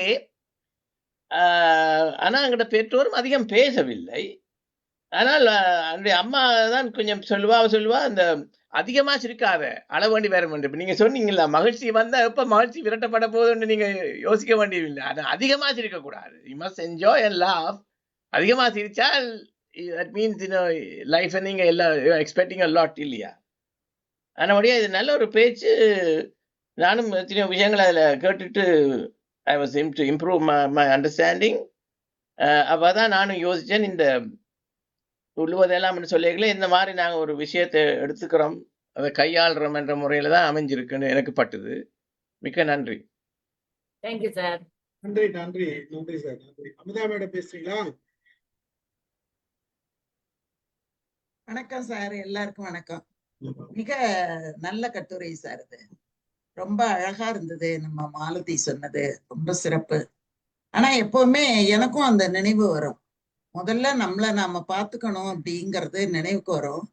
ஆனா நம்ம வளர்க்கப்பட்ட விதத்தினாலேயோ இல்ல நம்ம பார்த்து இப்படிதான் அப்படின்னு வளர்ந்ததுனாலோ நம்மளால அந்த மாதிரி இருக்க முடியல. ஆனா நம்மளோட கூட இருக்கிறவங்க இருக்கிறத பார்க்கும்போது சில சமயங்கள்ல மகிழ்ச்சியா இருக்கு, சில சமயங்கள்ல கொஞ்சம் நெருடலாவும் இது எனக்கு இருக்கும். ஆனா இது சரிதான், இது முழுக்க முழுக்க சரிதான். எல்லாத்தையுமே சொல்லி கொடுக்க முடியாது, அவங்கவுங்க எந்த அளவுக்கு எடுத்துக்கிறாங்க அப்படிங்கிறது ஒன்று உண்டு. சில வீடுகள்ல பெற்றோர்கள் விடாம சொல்லி கொடுத்துக்கிட்டே இருப்பாங்க. எங்க அம்மா எனக்கு சொல்லி கொடுத்துக்கிட்டே இருப்பாங்க. எங்க அம்மா எப்ப பார்த்தாலும் என்னை திருத்துறதே எங்க அம்மாவோட வேலை, ரொம்ப பெரிய வேலை. அதுல எங்க அம்மா அதோட ஆயுள்ல கொஞ்சம் குறைஞ்சு கூட போயிருக்குமோன்னு கூட நான் நினைக்கிறது உண்டு. ஏன்னா நான் ரொம்ப அடாவடியா நான் இருந்திருக்கிறேன் அப்படிங்கிறது எனக்கு நல்லாவே தெரியும். எந்த ஒரு கட்டுக்குள்ளையும் அடங்காம நான் நிறைய தடவை நினைப்பேன், நான் ஆம்பளை பையனா இருந்திருந்தேன்னா ஊரையே வித்திருப்பேன் அப்படின்னு நான் நினைச்சுக்குவேன். ஏன்னா அந்த அளவுக்கு இருந்த என்ன எங்க அம்மா அப்படியே அடிச்சு அடிச்சு அடக்கி அடக்கி அடக்கி என்னை கொண்டு வந்து இந்த பூதத்தை பாட்டில்ல அடைச்ச மாதிரி அடைச்சிட்டாங்க. அதுக்கப்புறம் அதுல இருந்து என்னால பழைய நிலைக்கு என்னால வரவே முடியல, எட்டவே முடியல. அப்படியே ஏதோ அதுக்கப்புறம் ஏதோ அப்படின்ட்டு அடுத்த அடுத்த நிலைகள்ல அப்படி போயிட்டேன். ஆனா அது என்னையும் அறியாம எனக்குள்ளார சில சமயங்கள்ல அந்த இது வெளிப்படுறத நான் உணர்ந்திருக்கேன், நிறைய முறை உணர்ந்திருக்கேன். ஆனா இந்த வளர்க்கப்பட்ட விதத்தினாலதான் நிறைய பேரு இந்த மாதிரி இருக்காங்க அப்படிங்கிறது தெரியுது. எங்க அம்மாவுக்கு ஒரு பயம் இருந்தது. ஏன்னா அப்பா இல்லாம வளர்க்குற பிள்ளை நாளைக்கு ஏதாவது ஒரு தவறுதல் நிகழ்ந்துருமோ அப்படிங்கிற ஒரு அச்சம் எங்க அம்மாவுக்கு இருந்தது. நான் தான் மூத்த பொண்ணா இருந்ததுனால ரொம்ப கவனமா எங்க அம்மா என்னை வளர்த்தாங்க. அத நான் இந்த நேரத்துல நினைச்சு பார்க்க வேண்டியதுதான். ஆனா சில எங்க மற்ற வீடுகள்ல எல்லாம் பார்த்தா இந்த அளவுக்கு யாரும் சொல்லிக்கிட்டு எல்லாம் இருக்க மாட்டாங்க, பின்னாலேயே நின்னு சொல்ல மாட்டாங்க. அந்த பிள்ளைங்க எப்படி எப்படியோ வளர்ந்தாங்க. அந்த மாதிரி பார்த்து வளர்வது அப்படிங்கிறது ஒரு வகை, சொல்லி கொடுத்து வளர்க்கறதுங்கிறது ஒரு வகை, இது ரெண்டுத்துக்கும் நடுவுல மாட்டிக்கிட்டு முழிக்கிறதுங்கிறது ஒரு வகை. இத பண்றதான்னு தெரியாது, அதை பண்றதான்னு தெரியாது, நம்ம செய்யறது சரியான்னு தெரியாது. என்னைக்காவது நம்ம தான் முக்கியம் அப்படின்னு நம்ம நினைக்கும் போது அது ஏதோ ஒரு பெரிய தப்பு பண்ணிட்ட மாதிரி நம்முடைய சூழல்கள் நம்மள பார்க்கிற பார்வையே கொஞ்சம் என்ன இப்படி அப்படிங்கிற மாதிரி இருக்கும். அந்த நேரம் கொஞ்சம் ஒரு அச்சம் வரும். அதனால இந்த கட்டுரை ரொம்ப அழகா இருந்தது, ரொம்ப சிறப்பான ஒரு கட்டுரையா தான் நான் நினைச்சேன். மாலதி சொன்ன முறையும் ரொம்ப நல்லா இருந்தது. ஆனா இது உண்மையாக ஏற்றுக்கொள்ள வேண்டிய ஒரு கருத்து தான். முதல்ல நம்மளை பார்த்துக்கணும். அதுக்கப்புறம் எனக்கு இதை சொல்லும் போது இன்னொன்னு கூட நினைவுக்கு வந்தது. சொல்லலாமா சார்? இதுக்கு டைம் உண்டா? மேடம் சொல்லுங்க. என்னோட ஒரு டீச்சர் ஒருத்தவங்க வேலை பார்த்தாங்க சார். அவங்க பையனை கையில பிடிச்சி அழைச்சிட்டு போவாங்க. அவன் ஒரு 3ஆம் கிளாஸ் படிக்கும்போது. அப்ப அந்த பையனை ரோடு பக்கம் நடக்காம இடது கையை பிடிச்சுக்கிட்டு இந்த பக்கமா நடத்தி அழைச்சிட்டு போவாங்க. அப்ப ஒரு நாள் அவன் சொன்னானா, நீ ஏமா ரோடு பக்கத்துல என்ன விடாம இந்த பக்கம் விட்டு அழைச்சிட்டு போற அப்படின்னு கேட்டானாம்.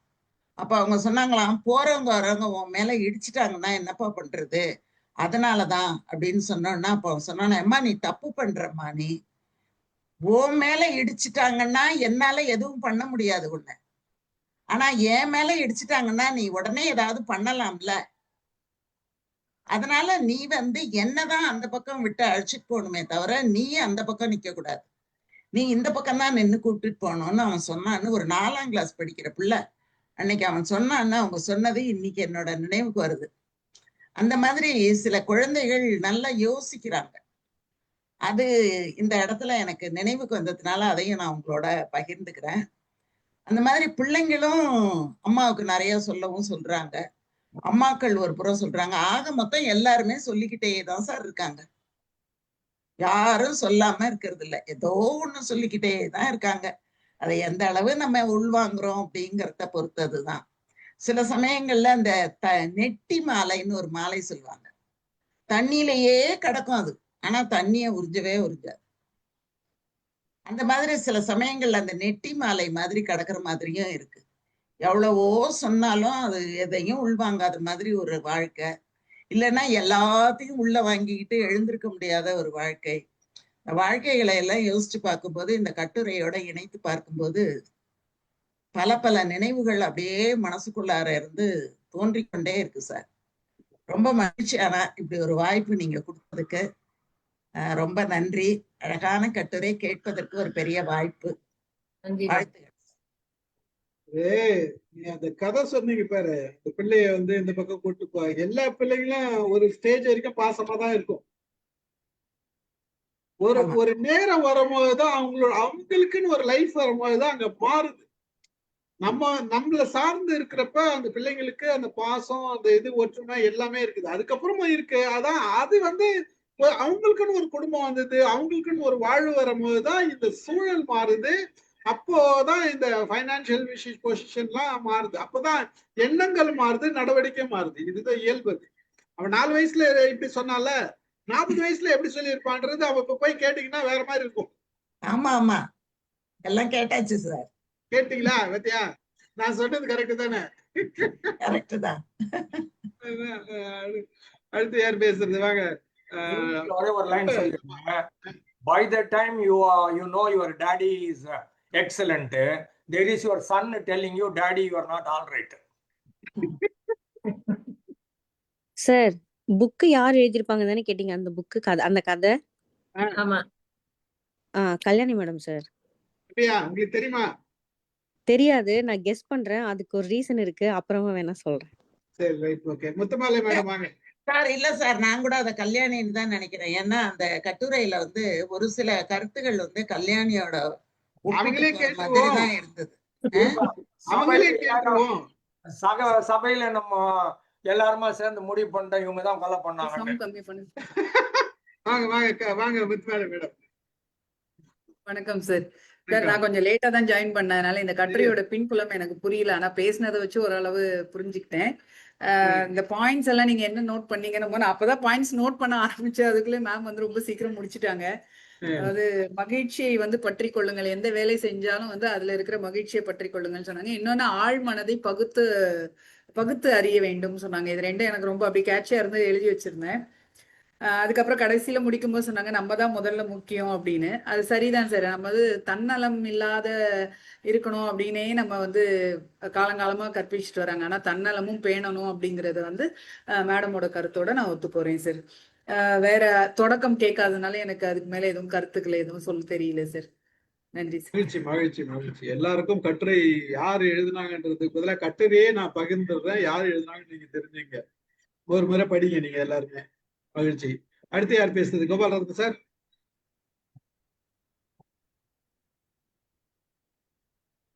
அனைவருக்கும் வணக்கம் சார். ஒரு நிமிஷம் சார், எனக்கு ஒரு சின்ன கிளாரிபிகேஷன். கட்டுரை படிச்சப்ப நீங்க ஏதாச்சும் பாயிண்ட் நோட் பண்ணீங்களா? எல்லாரும் அதுல இருக்கிற ஏதாச்சும் ஸ்பெசிபிக்கா ஒரு சில பாயிண்ட்கள் நோட் பண்ணீங்களா? எஸ் சார் அவங்க படிச்சப்ப நோட் பண்ணிருக்கோம் சார். Right, okay. யாருன்னா நோட் பண்ணிருந்தா அது குறித்து பேசினா இன்னும் கொஞ்சம் டீடைலா இருக்கும்ன்றது தான் கேட்டேன். வேற சரிங்க, மகிழ்ச்சி. வாங்க சார், கோபாலரத்னம் சார். ஆக்சுவலா இந்த டைட்டில் வந்து உள்ளுவதெல்லாம் டேஷ் டேஷ் டேஷ் போட்டிருந்தீங்க. அது ஒரு சிந்திக்க தூண்டிய ஒரு டைட்டில் தான். அது உள்ளுவதெல்லாம் உயர் உள்ளல் அப்படின்ற ஃபில் இன் தி பிளாங்க்ஸ் மாதிரி தான் வருது. அது மேடம் நல்லா சிறப்பாக படிச்சு முடிச்சாங்க. அதை ஆரம்பத்தில் வந்து இந்த வரம் அருள் ரெண்டுத்துக்கும் வேறுபாடு வந்து விளக்கம் நல்லா இருந்தது. வரத்துக்கும் அருளுக்கும் வித்தியாசம், நிதர்சனம் நிறையவே இருந்தது, அதிகமா இருந்தது. அந்த கதையை பிரகாரம் என் போக்கிலேயே விட்டு வாழ்வார்கள் அப்படின்னு ஒரு ஃப்ரீடம் அங்க வந்து கொடுத்துருக்காங்க அவங்க பிள்ளைக்கு. அதே மாதிரி இந்த புறங்கூறல் விட்டுவிட வலியுறுத்தினார். புறங்கூறுதல் வந்து அப்படின்ற ஒரு அட்வைஸ் அவங்க கொடுத்துருந்தாங்க. அதிக அவசரம், அதிக பொறுமை, ஆபத்து, ரெண்டு எக்ஸ்ட்ரீம் ஃபீலிங்ஸ். இது ரெண்டுமே வந்து ஆபத்து அப்படின்ற மாதிரி ஸ்ட்ரெஸ் பண்ணியிருந்தாங்க. நம்மை தகுதிப்படுத்தி கொள்ள வேண்டும். எந்த ஒரு நிலைக்கும் நம்ம தகுதிப்படுத்தி கொண்டால் அந்த தகுதி வந்து நமக்கு சேரும் அப்படின்ற மாதிரியும் ஸ்ட்ரெஸ் பண்ணியிருக்காங்க. அதே மாதிரி தராசை பயன்படுத்தி நம்மை நாமே நிறுத்தி பார்க்க வேண்டும் அப்படின்ற ஒரு ஆஸ்பெக்டையும் சொல்லியிருந்தாங்க. ஸோ மொத்தத்துல வந்து அனுபவங்களை ஏற்று மூத்தோர் சொல் அமுது என்ற ஒரு நிலையில் உள்ளுவதெல்லாம் உயர் உள்ளல் என்ற பாடத்தை மனதில் நிறுத்தினால் உயர்வு நிச்சயம் என்றது என்னுடைய கருத்து சார். நான் எனக்காக என் நிலை எப்போதும் கருத்தில் கொள்ள வேண்டியது அவசியமாகிறது அப்படின்னு தோணுது. நன்றி மாலதி மேடம், நன்றி ஸ்டீஃபன் சார், நன்றி mind your mind team members. Thank you. நன்றி சார், நன்றி சார், நன்றி. வாங்க செல்வகுமார் சார் பேசுங்க. வணக்கம் மேடம். வணக்கம் சார். எங்களை அடுத்த ஒரு புது பாடம் இன்னைக்கு. ஸோ ஒவ்வொரு நாள் தினம் தினம் ஒரு பாடம்ன்ற மாதிரி தான். பட் இதில் வந்து நீங்கள் சொன்ன ஒரு விஷயம் வந்து அதிக பொறுமையும் பேராபத்து. ஸோ அது வந்து பார்த்தீங்கன்னா அது ஒரு சில இடங்கள்ல நானே வந்து பார்த்தீங்கன்னாக்கா ரொம்ப பொறுமையாக இருக்கிறதுனால அதில் வந்து ரொம்பவே அவஸ்தைகளும் பட்டிருக்கோம். ஸோ அந்த நேரங்களில் வந்து என்ன பண்ணுறதுன்னே தெரியாத மாதிரி ஒரு சில கண்டிஷன்ஸ் இருக்குது. ஸோ அதனால தான் வந்து அந்த நேரங்களில் பொறுமையாக இருக்க வேண்டியதாக இருக்குது. அந்த பொறுமையால் வந்து பார்த்தீங்கன்னா இழப்பு வந்து நிறையவே ஆயிருக்கு. ஸோ அதை வந்து இப்போ நீங்கள் இதெல்லாம் சொல்லும் பொழுது, ஏன்னா நாங்கள் இது வரைக்கும் எல்லாரும் என்ன சொல்கிறது, அப்பா ரொம்ப பொறுமையாக இருக்குப்பா, எதுவும் பெருசாக வந்து நேற்று கூட என்ன சொல்லியிருந்தாங்க, ரொம்ப கோவப்படாதீங்க, கோவப்பட்டீங்கன்னாக்கா தேவையில்லாத வந்து ஹெல்த்துக்கும் சரி மைண்டுக்கும் சரி பிரச்சனையாக இருக்குங்க. நேற்றுக்கு அந்த மாதிரி கேட்டோம். இன்னைக்கு வந்து என்னன்னாக்கா அதிக பொறுமை வந்து பார்த்தீங்கன்னா ரொம்ப பெரிய பேராபத்து. ஸோ அந்த பேராபத்தெல்லாம் நாங்கள் வந்து அனுபவிச்சிருக்கேன் நான். ஸோ அதுக்கு அடுத்தது வந்து பார்த்தீங்கன்னா குற்ற உணர்ச்சியால் விழுந்து கொண்டே இருக்காமல் மீண்டு எழுவது. இதுவும் வந்து பார்த்தீங்கன்னா நான் ஒரு சில நேரங்களில் ஒரு சில தப்பெல்லாம் நடந்திருக்கு. ஸோ அந்த தப்பு வந்து பார்த்தீங்கன்னா நான் ரொம்பவே மென்டலாக வந்து எனக்கு ஆக்சுவலாக இப்போ மைண்ட் யுவர் மைண்டில் வந்த பிறகு எனக்கு இன்னும் கொஞ்சம் மென்டல் ஸ்ட்ரென்த் வந்து கொஞ்சம் கிடைச்ச மாதிரியா இருக்கு.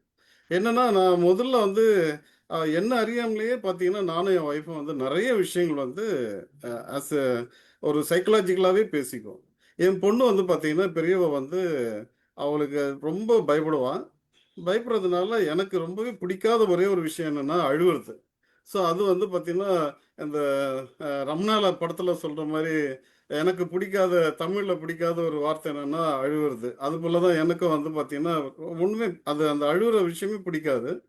ஸோ அதில் என்ன பண்ணியிருந்தேன் நான் அவளுக்காக வந்து பார்த்தீங்கன்னா அந்த லெட்டர் கூட இருக்குன்னு நினைக்கிறேன்.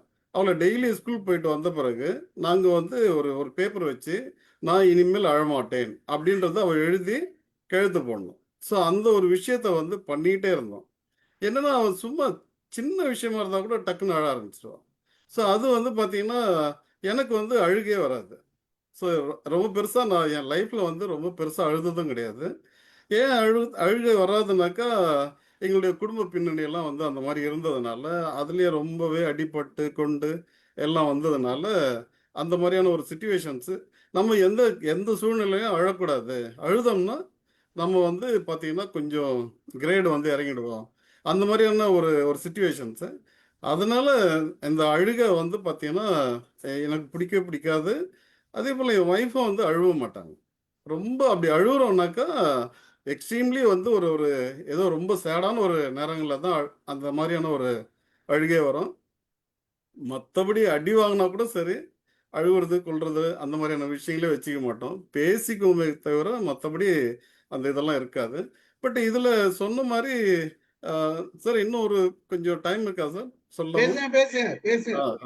நான் ஆக்சுவலாக இதில் இந்த ஜாதி மறுப்பு அது இதெல்லாம் இருக்கு இல்லைங்களா? நான் ஆக்சுவலாக என் ஒய்ஃப் வந்து மலையாளி, நான் வந்து தமிழ்.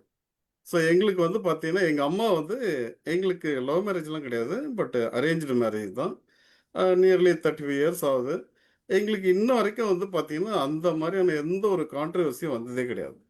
அவங்களுக்கு அவங்க வந்து பார்த்தீங்கன்னா அவங்க குடும்ப ஃபேமிலி மெம்பர்ஸ் எல்லாரும் கூடயும் மலையாளத்தில் தான் பேசுவாங்க. அவங்களுக்கு மலையாளம் நல்லாவே தெரியும். ஆனால் எனக்கு இன்னும் மலையாளம் வந்து பெருசாக தெரியாது. நாங்கள் அதெல்லாம் வந்து பார்த்தீங்கன்னாக்கா இந்த ஒரு சில கனெக்டிவிட்டி பட் இப்போ இங்கே வந்த பிறகு தான் எங்களை அறியாமலேயே நாங்கள் நிறைய விஷயங்கள்ல இப்படி தான் இருந்திருக்கோம் போல இருக்குன்னு நினைக்கும் பொழுது எனக்கு கொஞ்சம் சந்தோஷமாகவே இருக்குது. பட் அது இப்போ நான் இங்கே ஷேர் பண்ணிக்கிறது எதுக்குன்னாக்கா இந்த மாதிரியெல்லாம் நாங்களும் வாழ்ந்துக்கிட்டு தான் இருக்கோம். ஸோ அதை வந்து கொஞ்சம் சொல்கிறதுல எனக்கும் ஒரு மகிழ்ச்சியாக தான் இருக்குது. பட் அதே நேரத்தில் இந்த என்ன சொல்கிறது டக்குன்னு சொல்ல முடியல என்னால். பட் அதான் நிறைய விஷயங்கள் வந்து பார்த்தீங்கன்னா இவங்க இப்போ படித்ததில் நிறையவே வந்து எனக்கு கனெக்ட் ஆகிட்டே தான் இருந்தது. ஸோ அந்த கனெக்ட் ஆன விஷயங்கள் எல்லாம் வந்து திரும்ப நம்ம வந்து ஒரு ரீகால் பண்ணுற மாதிரியா இந்த பிளாட்ஃபார்ம் இருக்குன்னு நினைக்கிறேன். ஸோ அது இனி ரொம்ப தேங்க்ஸ் மேடம். இந்த மாதிரி எங்களெல்லாம் வந்து திரும்ப அகெயின் வந்து பழைய நினைவுகளை வந்து நினைக்க வச்சதுக்கு மகிழ்ச்சி சார். Thank you sir. கைதட்டலாம் நம்ம தலைவருக்கு. சார் அந்த அளவுக்கு என்ன இல்ல அந்த அளவுக்கு கை தட்டுற அளவுக்கு என்ன சார் சொல்லிட்டேன் நான். நீங்க பெரிய சாதனை பண்ணிருக்கீங்க. நான் செல்வகுமார் ஒண்ணே ஒண்ணு சொல்லணும். சொல்லுங்க. இவருக்கு மலையாளம் தெரியாது, அவங்களுக்கு தமிழ் தெரியாது, அவங்க 2 பேருக்குள்ள சண்டை வந்ததே கிடையாது. அப்படியெல்லாம் இல்ல சார். நீங்க வேற ஐயோ பயங்கரமா அந்த கதையை ஒரு முறை சொல்லுவோம் சார். அவர் பல விஷயங்கள் சொல்லியிருக்காரு. இவர் ஃபாதர், அவங்களுக்கு ஃபாதரை பிடிக்காது. இவர்தான் சர்ச்சில் ரொம்ப ஒட்டின்னு இருப்பாரு. அந்த மாதிரி சொல்லியிருப்பாங்க, தன்னைத்தான் உயர்த்திக் கொள்வன் தாழ்த்தப்படுவான், தன்னைத்தான் தாழ்த்திக் கொள்வன் உயர்த்தப்படுவான் அப்படின்னு பைபிள் வாசகம் சின்ன வயசுல படிச்செல்லாம். செல்வகுமார் சார் ரொம்ப மகிழ்ச்சி. அருமை. அதாவது இதுதான் இது ஒரு ஒரு ஒரு கட்டுரை வாசிக்கிறது மட்டும் இல்ல, அது நம்மள கனெக்ட் பண்ணுது இல்ல, நம்மள எங்க போய் கொண்டு போய் சிந்திக்க வைக்குது. நம்மளோட நம்மளோட நிலையில எங்க இருந்தோம், நம்ம எப்படி மாறி இருக்கோம், நம்மளோட சிந்தனைகள்ல இருந்து நம்மளோட செயல்கள் எப்படி வந்திருக்கு, இன்னைக்கு நாம எப்படி இருக்கோம், முன்னாடி எப்படி இருக்கோம், அப்ப அந்த சிந்தனைகள்லாம் எப்படி நம்ம எப்படி மாத்தி சிந்திச்சிருக்கோம் அப்படின்றதெல்லாம் தூண்டுது இல்ல. இதுதான் ஒரு ஒரு கட்டுரையோட அந்த வெளிப்பாடு, அது அதனுடைய எஃபெக்ட், அதனோட ரிசல்ட்னு சொல்லலாம். மகிழ்ச்சி. அடுத்தது வந்து சிவகுமார் சார், கேட்டு இருந்தீங்களா? நீங்க பேசுறீங்களா? லேட்டா வந்தீங்களா? நீங்க பேசுறது நான் கேட்கறேன். மாலதி மேடம் முடிச்சதுக்கு அப்புறம் நம்ம முத்தையா சார் ஃபீட்பேக் கொடுக்கறப்பதான் நான் வந்தேன். அதுக்குள்ள மறுபடியும் ஒரு கால் வந்துருச்சு. சரிங்க, நான் சரிங்க, உங்களுக்கு பேசுறதுல கேட்கறேன். நீங்க பிறகு பேசுங்க. அடுத்தது யார் பேசுறது? சீனு சார் பேசுறீங்களா?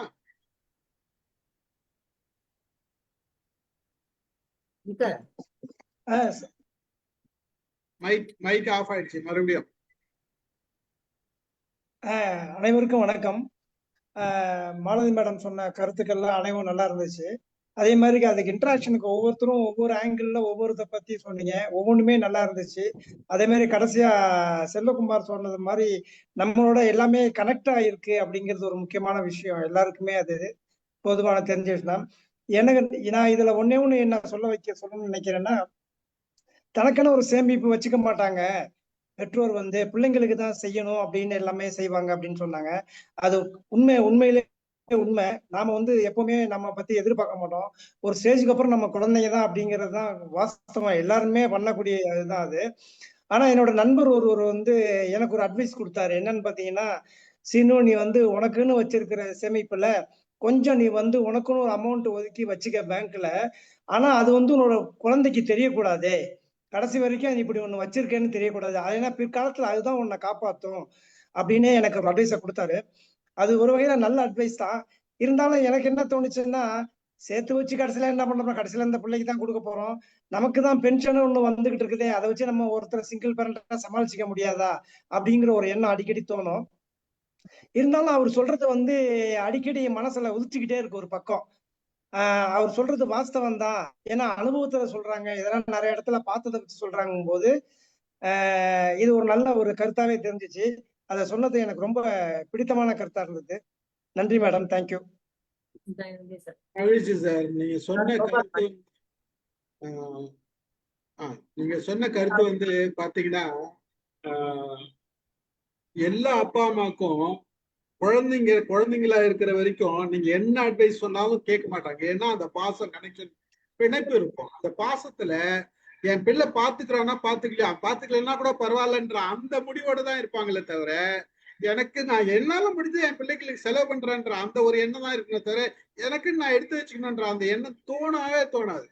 அவன் வளர்ந்து, ஒரு பிள்ளைங்க வளர்ந்து அவங்களோட குடும்பம் தனியா அவனுக்குன்னு ஒரு குடும்பம் அவன் தன்னை பத்தி யோசிக்க தோணும் போது அப்பதான் தோணும் நம்ம இது செஞ்சு தப்போ அப்படின்றது தோணுமே தவிர, எல்லா பிள்ளைங்களுக்கும் உடனே நம்ம அது இதெல்லாம் வரத்துக்கு வாய்ப்பே கிடையாது. நீங்க என்ன அட்வைஸ் பண்ணாலும் எல்லா பேரண்ட்டும் பிள்ளைங்க வளர்ந்து அவங்க ஃபேமிலி வர வரைக்கும், பெரிய வரைக்கும் இந்த கனெக்ஷன் இருக்கும். வேற மாதிரி நினைப்பு வர்றதுக்கு நாம அதோட இருக்க மாட்டோம். ஏன்னா நம்ம connected, we are all just எமோஷனலா பாண்ட். புரியுதா? அந்த எண்ணமே வராது. இது இயல்பு. இது நீங்க என்னதான் சொன்னாலும் கேட்க மாட்டாங்க யாருமே. பின்னாடி சொல்லுவாங்க நீ சொன்னது கரெக்ட். எல்லாருக்குமே நடக்கிறது தான். அது ஒண்ணும் பண்ண முடியாது. வாங்க, நீங்க பேசுங்க காயத்ரி. சரிங்க sir, thank you sir. Sir, madam சொன்னதெல்லாம் உண்மைதான். எனக்கு நானுமே சொல்லுவேன், இந்த பெரியவங்க இப்படியே அமுங்கி போயிடுறாங்க அப்படின்ட்டுலாம். எனக்கு ஒரே ஒரு சின்ன மாற்று கருத்து. இப்ப இருக்கிற ஜெனரேஷன் பாத்தீங்கன்னா, நான் பார்க்கும்போது அவங்களதான் ஃபர்ஸ்ட் கேர் பண்ணிக்கிறாங்க. அது தவறு அப்படின்லாம் நான் சொல்ல. ஆனா அந்த விழிப்புணர்வு இப்ப வந்திருக்கு. மேபி படிச்சிருக்கிறதுனாலயா அது என்னன்னு தெரியல. ஃபர்ஸ்ட் நம்ம டேக் கேர் பண்ணிக்கணும் அப்படின்றது வந்திருக்கு. சில பேர் அதை பண்ணிக்க மாட்டிக்கிறாங்க தான். அது ஏன்னா அதை நான் பார்த்த வரைக்கும் அது கொஞ்சம் சோம்பேறித்தனமாயிடுது. இல்ல அவங்களுக்கு ஒரு புஷ் தேவைப்படுது. ஒரு ஹஸ்பண்டோ இல்ல யாரோ இந்த மாதிரி இதை பண்ணு அதை பண்ணு அப்படின்ற ஒரு புஷ் தேவைப்படுது. இப்ப எனக்கெல்லாம் கூட பாத்தீங்கன்னா அப்படி ஒரு புஷ் கொடுத்தாதான் நான் பண்ணிப்பேன். அந்த மாதிரி ஒரு ஆள் தான். ஸோ அந்த மாதிரி மற்றபடி மேடம் கடைசியா சொன்ன அந்த கதைகளை தான் அந்த கடைசியா சொன்ன விஷயங்களை தான் நான் கேட்டேன். இது மட்டும் நான் சொல்லணும்னு நினைச்சேன். Thank you sir. நன்றி. சொல்லிடுங்க யாருன்னு. யாரு? யாரு கோபால் ரத்ன ஆத்தர்? சார். கோபால் ரத்ன சார் பேசுறீங்களா? இது சார் இவங்க இருக்காரு. வாங்க செல்வா. வணக்கம் சார், வணக்கம். வணக்கம் வணக்கம்.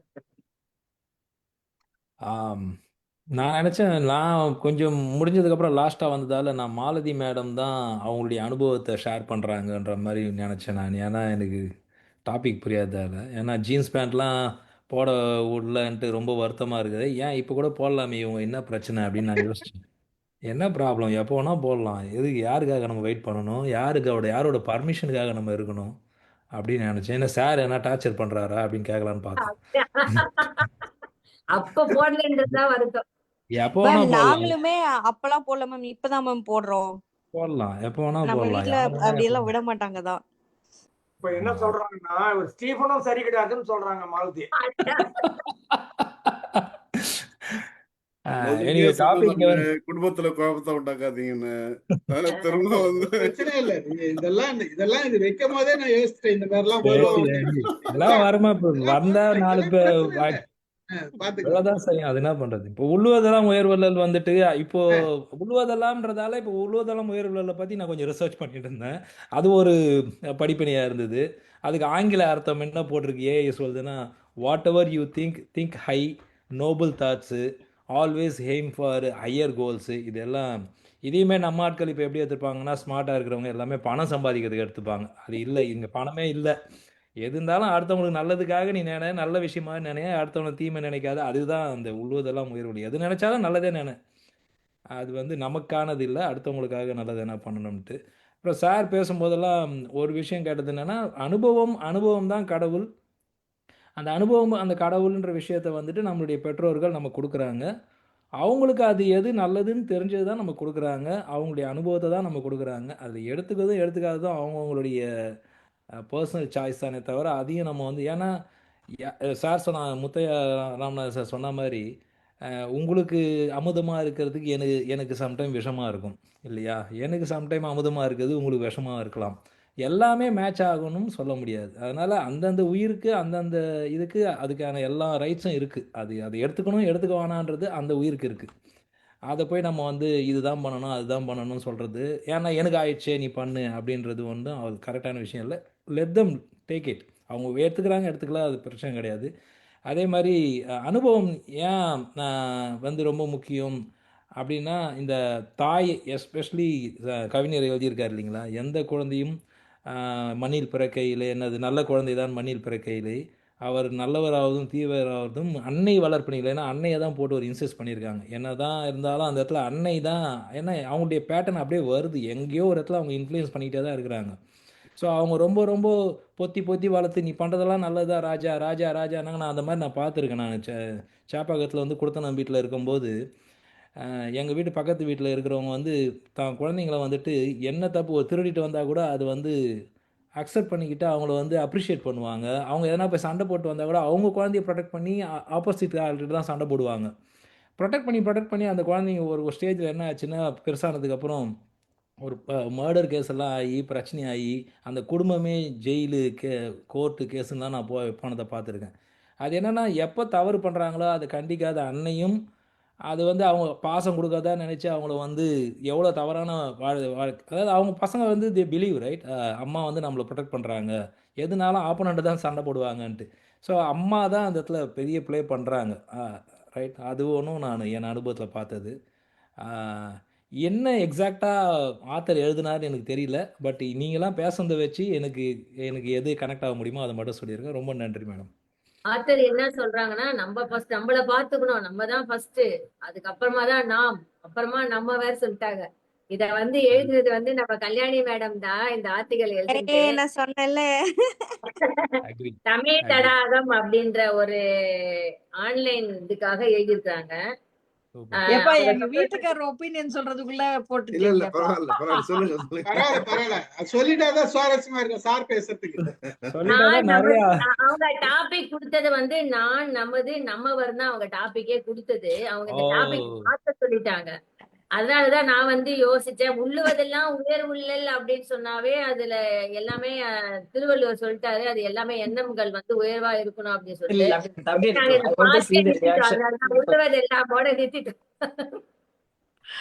இந்த டாபிக் போட்டோம். அதுதான் விஷயம். ரொம்ப நல்லா ரொம்ப நன்றிங்க. இப்ப ரொம்ப நல்லா அவங்க சொல்றாங்க இல்ல, அவங்க சொல்றாங்க அவங்க வந்து அந்த ஆண் பெண் அந்த பாகுபாடு இல்லாம வளர்த்தாங்க, எனக்கு ஆம்பளை சட்டை போட்டு வளர்த்தாங்க அப்படின்னு சொல்லிட்டு சொன்னாங்கல்ல. அதே மாதிரிதான் நம்ம இப்ப இஸ்ரோல தலைவியா இருக்கிறாங்க நிகர் சாட்ஜின்னு சொல்லிட்டு லேடி தான்.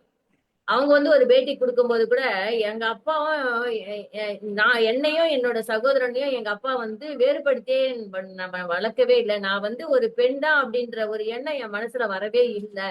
நான் இப்படிதான் இருக்கணும். எங்க 2 பேருக்கு எல்லாத்தையும் ஒன்னாவே கொடுத்தாரு. என்னை வந்து பாகுபாடு இல்லாம வளர்த்தாரு. அதுதான் எனக்கு வந்து இந்த மாதிரியான ஒரு ஹையர் பொசிஷன்ல நான் வர்றதுக்கு இது ஒரு காரணம் அப்படின்னு சொல்லிட்டு அவங்க அந்த பேட்டியில சொல்றாங்க நிகர் சாஜி. அதுதான் இந்த இடத்துல நான் கல்யாணி மேடம் சொன்னதையும் நான் வந்து இந்த இடத்துல ரிலேட் பண்ணிப்பேன். சார் ஸ்ரீதர் சார் வாங்க. சார் இதுக்கு மேல ஸ்ரீதர் சார் இதுக்கு மேல சாரும் கேட்டிருப்பாருல பேசுறதெல்லாம். ஓ அவரோட சஸ்பென்ஸ் ஆகுங்களா மேம்? சாருக்கும் தெரியாதா? சாருக்கு தெரியும். இல்ல அவருக்கு தெரியும். ஃபுல்லா படிக்கல நானு. பட் ஒரு தடவை சொன்னா. But first of all madam வந்து மாலதி மேடம் சொன்னது வந்து ரொம்ப அருமையா சொன்னாங்க. அதுக்கு ஒரு பெரிய கங்க்ராச்சுலேஷன்ஸ். அருமை, ரொம்ப அருமைன்னா ரொம்ப அருமை. ஓகேவா? ஸோ கிறிஸ்டல் கிளியரா அவங்க என்ன கன்வே பண்ணுறத வந்து சில பேர் படிக்கிறப்ப என்னை படிச்சோன்னீங்கன்னா பாய் தடுமாறிடுவேன். பட் அழகா சொல்லிட்டாங்க. அதுதான் ஃபர்ஸ்ட் இம்ப்ரெஷன். எல்லாத்துக்கும் நல்லா கிளியரா மாதிரி சொல்லிட்டாங்க. நம்பர் 1. நம்பர் 2 வந்து அவங்க நெரேட் பண்ணாங்க இல்லையா, கல்யாணம் நெரேட் பண்ணது வந்து நிறைய அதுதான் அவ என்ன நினைக்கிறாளோ அதான் பண்ணிட்டு இருப்பான். சில சமயம் என்ன ஆகும் அப்படின்னம்னா, இப்ப எப்படி அவங்க அம்மா வந்து அவகிட்ட வந்து ரொம்ப இன்டர்ஃபியர் பண்ணலையோ அதே மாதிரி எனக்கும் முதல்ல இன்டர்ஃபியர் பண்ண மாட்டான். முதல்ல கல்யாணம் மேரேஜ் அதுக்கு அப்புறமேலும் சரி, இதெல்லாம் எனக்கு புதுசு. மேரேஜ் அப்புறமேலும் சரி, அப்புறமேல வேலைக்கு போனோம் சரி, நான் பாட்டுக்கு என் வேலையை பார்த்துக்கிட்டு இருப்பேன். அவ கேட்டுக்குவா, அவ்வளவுதான். மற்றபடி இன்டர்ஃபியர் தான் கிடையாது. ஆனா சில சமயத்துல வந்து ஆக்சுவலா நைஜீரியா நான் போனதுக்கு காரணமே கல்யாணம் தான் சொல்லுவேன் நான். ஏன்னா ஃபர்ஸ்ட் நான் வந்து ரிஜெக்ட் பண்ணிட்டது. முதல்ல ஒரு தைவான் ஆஃபர் வந்தது. அது வந்து என்னால போக முடியல. அது வந்து எல்லாமே நல்லா இருந்தது. ஆனா கடைசியில என்னாச்சுன்னா, அது அந்த கம்பெனி பாலிடிக்ஸ். நான் அந்த கம்பெனி விட்டு இன்னொரு கம்பெனிக்கு போனதால ப்ரீவியஸ் கம்பெனி தான் என்னை கூப்பிட்டாங்க தைவானுக்கு. அங்க இருக்கிற மேனேஜ்மெண்ட் சில பேர் வந்து என்னை எப்படி ஒரு கம்பெனி விட்டு போனான்னு எதுக்கு அவங்களை கூப்பிடுறீங்க அப்படின்ட்டாங்க. அதனால போக முடியல. அதுக்கப்புறமேல ஒரு 2 இயர்ஸ் கழிச்சு இந்த நைஜீரியன் ஆஃபர் வந்தது. பட் எனக்கு வந்து அந்த இன்டர்வியூ வந்து நேர்ல போய் பாக்குறப்ப எனக்கு பிடிக்கல. அதனால வந்து I just came to house. நான் அப்ளை பண்ணல அப்படின்ட்டாங்க. அப்பதான் கல்யாணம் சொன்னேன், ட்ரை பண்ணி தான் பார்க்கலாமே, என்ன ஒர்க் கம்பஸ் என்ன போயிட்டு திரும்பி வருவோம் பாத்துக்கலாம் அப்படின்னா. சரின்னு போட்டோம். ஆனா we have struggled a lot. அந்த மாதிரி ஒரு நரகத்தை நாங்க பார்த்ததே கிடையாதுன்னு வச்சுக்கலாம். But lot of experience as how to live under hopeless and horrible conditions. அது வந்து it gave me a lot of teaching lessons. அதே சமயத்துல வந்து சப்போர்ட் வேணும் இல்லையா கூட இருக்கிறவங்க. நானு என்னோட கல்யாணி ஒரு சின்ன குழந்தை ஸ்ரீராம் அப்போ வந்து just 1 year old, 1.5 years. Support இல்லாட்டி அவள் அழுதுன்னா நம்மளால ஒண்ணுமே பண்ண முடியாது. அழுக ஆரம்பிச்சாங்கன்னா ஒண்ணுமே பண்ண முடியாது. ஏன்னா இந்த we were in a jungle. அந்த plant was started by a French people. They were spoiled the whole thing and then they run away. They could not perform. So நான் வந்து அந்த பாலிமர் ஃபீல்டு கெமிஸ்ட் சயின்டிஸ்ட்னால என்னை கூட்டிட்டு போனாங்க. Plant is excellent, everything is excellent, but it is basically jungle, ஃபாரஸ்ட்ல போட்டிருக்காங்க. அது ஏன் அப்படின்னம்னா என்விரான்மெண்டல் பொல்யூஷன் நல்லா இருக்கணும், அந்த கவர்மெண்ட் அது வேணான்னு பண்ணியிருக்காங்க. ஆனா சுத்தி வர you can see scorpion, snake எல்லாம் ஒரு 10-15 அடி நீளத்துக்கு நைட்டு ஸ்னேக் போகும்.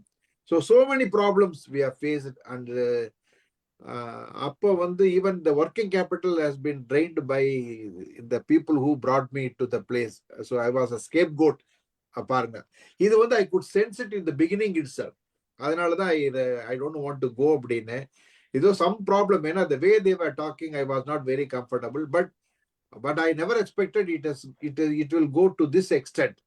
In fact, before even I gone to Nigeria, I met some of the Nigerian guys in the embassy. When I went to the embassy for getting my visa, I just talked to them. They said the place is remote, but it's a good place to stay and all. But whatever you say, without paisa, you cannot stay. without proper infrastructure and investment, you cannot stay. So we struggled a little. ரொம்ப ரொம்ப ரொம்ப கஷ்டம். அதுல என்னன்னா அழுகல. So அழுதுருந்தாங்கன்னா நம்மளும் அழுது இருப்போம். அப்போ ஒரு ஸ்டேஜ்ல என்ன ஆச்சு அப்படின்னம்னா, இந்த என்னை கூட்டிட்டு போன ஓனர் வந்து they all lived in London, Britain and all, North Indian as usual. So அவர் என்ன சொன்னார்னா, he said that I'll give you the ticket, just run away from Nigeria. So I made a point that no, that is not possible, because we are 3. How we can run away? It is not easy to just run away from the place where I'm working to go to Lagos and then get into the flight. If immigration catches, anybody catches, then you will be in the prison. At the time, nobody will come and save us. And I decided, no, whatever be the thing, let me stay here and continue பண்ணேன். அந்த support எல்லாம் very important. ஏன்னா அந்த support இல்லாட்டி I don't think could have been possible for me to stay for continued another எம்ப்ளாய்மெண்ட்ல கிடைச்சிருக்க chance இல்லை. அங்க 1 year ஸ்ட்ரகிள் பண்ணிட்டு then I got into a very good company. அந்த கம்பெனில சின்சியரா ஒர்க் பண்ணதுனால the state government told me, okay, I can continue because the owners were the cheat, so you can continue now.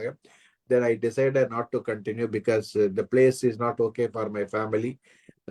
Son has to go to some school and all, which is not possible. Somebody, then they themselves gave me an immigration authority letter. Any company, no objection certificate, adella the governor கொடுத்தாரு. This man is a very good man. Any company can take him as an assistant. அதனால வந்து I got without any problem I came to Lagos. Though there was a problem in the company, still I came to Lagos, and then we had a very good thing. That is where I stayed for almost 25 years, in fact, in the company, a single company. So எல்லா விதத்திலையுமே she is good. அதான் சொன்னாங்க. சில சமயம் of course argument வரும், அது வராமையெல்லாம் இருக்காது இல்லையா sir, வரும், நான் பாட்டு பேசாம போயிடுவேன், அது அதெல்லாம் உண்டுன்னு வச்சுக்கோங்க. ஸோ இதே மாதிரி தான் குழந்தைகளே வளர்த்தான்னு வச்சுக்குவேன். நான் வந்து I normally give them lot of செல்லம். 2 பேர்த்துக்கும் ரொம்ப ரொம்ப செல்லம் கொடுப்போம் குழந்தைகளுக்கு. இவன் சில சமயம் கத்துவான், ஏன் கத்துற பைத்தியமா திட்டு நான் பாட்டுக்கு போயிடுவேன் நான்.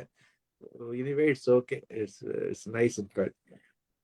So thank you very much for listening the article written by. எனக்கு வந்து இது படிக்கும் போது நான் இப்ப இந்த தெளிவு இப்ப பேசுறேன்னா, ஆனா நான் அந்த மாதிரி இல்ல. ஸ்டார்டிங்ல நான் எல்லாத்துக்கும் கல்யாணி இந்த பொசிஷன்ல நான் இருந்ததுன்னா எங்க சாரை ஃபர்ஸ்ட் கலப்ப சொல்லி ஃபர்ஸ்ட் கூட்டிட்டு வந்துட்டு இருப்பேன். அந்த மாதிரி ஆள் தான் நான். ஏன்னா அவ்வளவு பயந்து அப்படி இருந்த ஆளு தான் நானு. ஆனா அவங்க அவ்வளவு தெளிவா அவங்க இருந்திருக்காங்க உங்களுக்கு சப்போர்ட்டா. அந்த மாதிரி எல்லாம் நான் இருந்திருக்க மாட்டேன். அதனாலதான் எனக்கு இந்த கட்டுரையை வந்து படிக்கும் போது வந்து எனக்கு கொஞ்சம் ஒரு மாதிரிதான் இருந்தது. பாசிட்டிவாவே இருந்தது, நெகட்டிவாவே இருந்தது. அததான் டிஸ்கஸ் பண்ணிக்கிட்டே இருந்தோம். சடனா அமுதாமா வீடியோ போட்டாங்க. அந்த வீடியோவை பார்த்த பின்னர் தான் எனக்கு வந்து கரெக்டான ஒரு தெளிவு வந்துருச்சு. சரி நம்ம இதை பேசுவோம் அப்படின்னு சொல்லிட்டு பேசிட்டோம். பிரேமா மேடம் கேட்டீங்களா? இந்த ஆர்டிகல் எழுதுறது வந்து கல்யாணி மேடம் தான் சொல்லிட்டாங்களே. சொல்லிட்டாங்களே பிரேமாமா கரெக்டா கெஸ் பண்ணிட்டாங்களே மேடம். அப்ப ரெண்டாவது வந்து இன்னொரு முக்கியமான பாயிண்ட் வந்து இந்த மாதிரி you should take care of yourself. அந்த பாயிண்ட் வந்து at any circumstances, at any time it is valid. ஏன்னா நிறைய பேர் வந்து சஃபர் ஆயிருக்கிறாங்க. ஒன்ஸ் நம்மள டேக் கேர் பண்ணாம விட்டுட்டோம்னா பின்னாடி வந்து ஃபேமிலிக்கு தான் அடிக்குது அது பின்னாடி. ஸோ அப்போ வந்து வருத்தப்பட்டு பிரயோஜனம் இல்லை இல்லையா? அதனால ஜஸ்ட் லைக் ராமசார் சொன்ன மாதிரி ஃபிளைட்ல சொல்றாங்க இல்லையா, எமர்ஜென்சின்னு வர்றப்ப first you take care of your self, then you can able to support others. Vice versa போனோம்னா எல்லாமே நோபடி கேன் சர்வைவ். ஸோ அது மாதிரி it's a good thing. It's a good thing to take care of oneself first. Then சொல்லுவாங்களே தனக்கு மிஞ்சினதான் என்ன தானமா, தானமும் தர்மம். அது மாதிரி it is always a good philosophy. இது அந்த காலத்துல சொல்லியிருக்காங்க. யாரு வந்து ரொம்ப கொடைவள்ளலா இருக்காங்களோ, if you look at the literature anywhere, they become pauper. பாப்பராயிட்டு கடைசியில வந்து they will come to the street. So அதனால கொடை வள்ளல் இருக்கணும். Keep something for the family or something for yourself. Then you become கொடை வள்ளல். Even if you want to donate everything to your family, keep something so that it sustains you for coming years. அந்த story, அந்த இது வந்து யாரு அனுபவப்பட்டு இருக்காங்களோ அவங்களுக்கு தெரியும். அப்கோர்ஸ் அனுபவப்படாதவங்க வந்து they are all lucky enough தான் சொல்லுவோம். Thank you very much. Thanks. Thank you sir. Pathiravadivel sir வாங்க, இதுதான் கூப்பிட்டு இருக்கோம். வணக்கம் சார். இருங்க மாலதி, பத்திரவடிவேல் சார் பேசுறாரு. வணக்கம். எல்லோருக்கும் வணக்கம். மாலதி, மிக அருமையான கருத்துக்கள். அந்த கட்டுரை நீங்க வாசிச்ச விதம் என்ன சிறப்பா இருந்தது. அதுல உள்ளடக்கத்தை பற்றி நான் அதிகம் கணக்க சொல்ல எனக்கு விருப்பம் இல்லை. ஏன்னா கணக்க பேர் எல்லாரும் சொல்லி போட்டார்கள். ஆனா எனக்கு ஒரு விஷயம், அந்த ஆரம்பத்துல பிடிச்சு கொண்ட விஷயம், அந்த கடவுளோட நடந்த சம்பாஷணை. கடவுள்கிட்ட உனக்கு என்ன வரம் வேணுமென்று கேட்டு அவர், அது நீ ஒரு கடவுளா, உனக்கு என்ன வேணுமென்றது கேட்காது என்ன, அந்த ரெண்டு பேருக்கும் இடையில அந்த நடந்த கலந்துரையாடல் ஒரு ஒரு ஒரு ஒரு ஒரு ஒரு ஒரு முக்கியமான, அதுல ஒரு மீனிங் இருக்கு அதுல. அந்த பொருளை எனக்கு நல்லா பிடிச்சு கொண்டது. மொத்தத்துல நல்ல அருமையான கட்டுரை. அதை நீங்கள் வாசிச்ச விதம் அற்புதம். சிறப்பு. நன்றி. Thank you sir. நன்றி சார். இந்த தம்பி இன்னொருத்தர் இருக்காரு, வீரா. நான் வரேன். நான் ஏதோ சொல்ல வரேன் சார். வாங்க சார். ஃபுல்லா கேட்கறவன் ஃபோன் கால் வந்துருச்சு, அட்டன் பண்ண முடியல. இருந்தாலும் இதை புரியுது. You should take care of your self தான். நம்மளே நம்ம பார்த்துக்கணுன்றான். As a male, we take care of ourselves till our end. But how about the ladies here? எத்தனை லேடிஸுங்க, படித்த லேடிங்க, வேலைக்கு போகிற லேடிஸுங்க are capable of taking their care themselves after us or when we are here? இல்லை என்றதான் என்னுடைய கேள்வி. படித்து வேலைக்கு போகிற எத்தனையோ பெண்கள் இன்னும் டிபெண்டாக தான் இருக்காங்கிறது. என் ஃபேமிலியில் ஐ brought up my girl independently. 10வது படிக்கிறப்ப பேங்க்கு போனேன். 10வது வெளியூருக்கு போனாக்கா காசு வேணும்னா பிளட் பண்ணி காசு வாங்கிக்கணும்னு சொல்லி நகையை கொடுக்க போனேன். 12வது படிக்கிறப்ப ஸ்கூட்டர் கற்றுக் கொடுத்துட்டேன். அதே போல டாக்டர்லாம் they are capable of taking themselves alone when their husbands are here or not. But many of the working ladies are not capable of taking care themselves. ஒவ்வொரு இதுக்கும் டிபெண்டாக தான் இருக்காங்க, பிள்ளைகளையோ ஹஸ்பண்டுகளோ தான் இருக்காங்க. இது என்னுடைய சின்ன ஒப்பீனியன், என்னுடைய அனுபவத்தில் நான் பார்க்கறது. என்னுடைய most of the sisters are not capable of, எல்லாம் depend on son and depend on their husband. இப்படிதான் இருக்காங்க ஊர்ல, படிச்ச அப்படிதான் இருக்காங்க. இங்க சிட்டியில தான் ஓரளவு லேடிஸ் ஆர் இண்டிபெண்டா இருக்காங்கன்னு நான் நினைக்கிறேன். It is my opinion. Good. நீங்க சொன்ன மாதிரி நம்மள நான் பார்த்துக்கணும். நான் குழந்தைகளை சொல்றது do good what is good for you. நான் சொல்றது பிள்ளைகளுக்கு, ஸ்கூல் காலேஜ் படிக்கிற பசங்களுக்கு நான் சொல்றது, whatever you do it should be good for you and it should be good for your family. ஃபாதருக்கு அம்மாவுக்கும் நல்லதா இருக்கணும்ன்றதான் செய்யணும். அவங்களுக்கு எந்த தொந்தரவோ எந்த பேர் கெட்டு போற அளவுக்கு நீங்க எதுவும் செய்யக்கூடாதுன்றதா என்னுடைய குழந்தைகளுக்கான அட்வைஸ். Thank you sir. நான் ஃபுல்லா கேட்கறேன் மேடம். மாலதி மேடம், நீங்க நல்லா சொல்லியிருப்பீங்க, நான் கேட்கறேன். சந்தோஷம். Thank you sir. தேங்க்யூ. நீங்க சொன்ன விஷயத்த வந்து, அதாவது ஒவ்வொரு பெண்ணுக்கும் அந்த சூழ்நிலை வரும்போது அவங்க எல்லா விஷயத்தையும் சமாளிப்பாங்க. அந்த சூழ்நிலை ஒருத்துக்கு வராததுனால அந்த ஒரு சிலர் வந்து எப்பயுமே வந்து அவங்க ஒரு ஜென்ஸே, ஒரு கணவனையோ பிள்ளைகளையோ அந்த இது வந்து அவங்கள சார்ந்துதான் வாழறாங்களே தவிர, அவங்களுக்குன்னு ஒரு சூழ்நிலை வரும்போது அவங்க எல்லாத்தையும் உடைச்சு விட்டு வெளியே வரக்கூடிய மனதைரியமும் அந்த இதுவும் வந்து இப்ப எல்லா பெண்களுக்கும் இருக்குது, எல்லா ஆண்களுக்கும் இருக்கிற மாதிரி. ஆனா எல்லா ஆண்களுக்கும் இருக்கா இல்லையான்னு தெரியல. தனியா வாழ்ற பெண்மணிகள் நிறைய பேர், நம்ம தனியா எத்தனை சிங்கிள் உமன் இன்னைக்கு ஜெயிச்சிருக்காங்க, எத்தனை சிங்கிள் உமன் கல்யாணம் பண்ணிக்கிற விதவையானவங்க எல்லாருமே வாழ்ந்து காட்டியிருக்காங்க, ரொம்ப சிறப்பாக வாழ்ந்து காட்டியிருக்காங்க. நம்ம பாரதி கிருஷ்ணமார் சொன்னதான் எனக்கு ஞாபகம் வருது. நான் ஒருத்தன் இல்லைன்னா இந்த குடும்பம் நல்லா இருந்திருக்கும் அப்படின்னு சொன்னாரு. அந்த மாதிரி நினைச்சுக்காதீங்க. நான் இல்லைன்னா இது உருப்படாதுன்னு நினைச்சுக்காதீங்க. நீங்க இல்லைன்னா நல்லா இருந்திருக்கும். சும்மானா பேருக்குன்னா நான் இல்லைன்னா உருப்படாதுன்னு சொல்லாதீங்க. நீங்க இல்லைன்னா உங்களை விட சிறப்பா இருந்திருக்கும். அதுதான் உண்மை. அது இது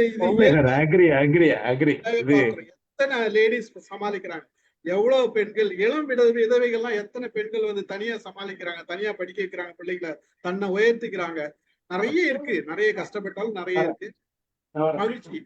எனக்கு அந்த ஸ்டைல் ஆஃப் ரைட்டிங் நம்ம காட்டு வாக்குல கதைக்கலாமான்ற ஆர்டிக்கல் எல்லாம் கொஞ்சம் நடுவுல படிச்சதுனால இது கல்யாணியோட அங்க கனெக்ட் ஆயிடுச்சு. சொல்லணுமேன்றதுக்காக மத்த 2 பேரையும் சேர்த்து தெரிஞ்சிச்சு எனக்கு.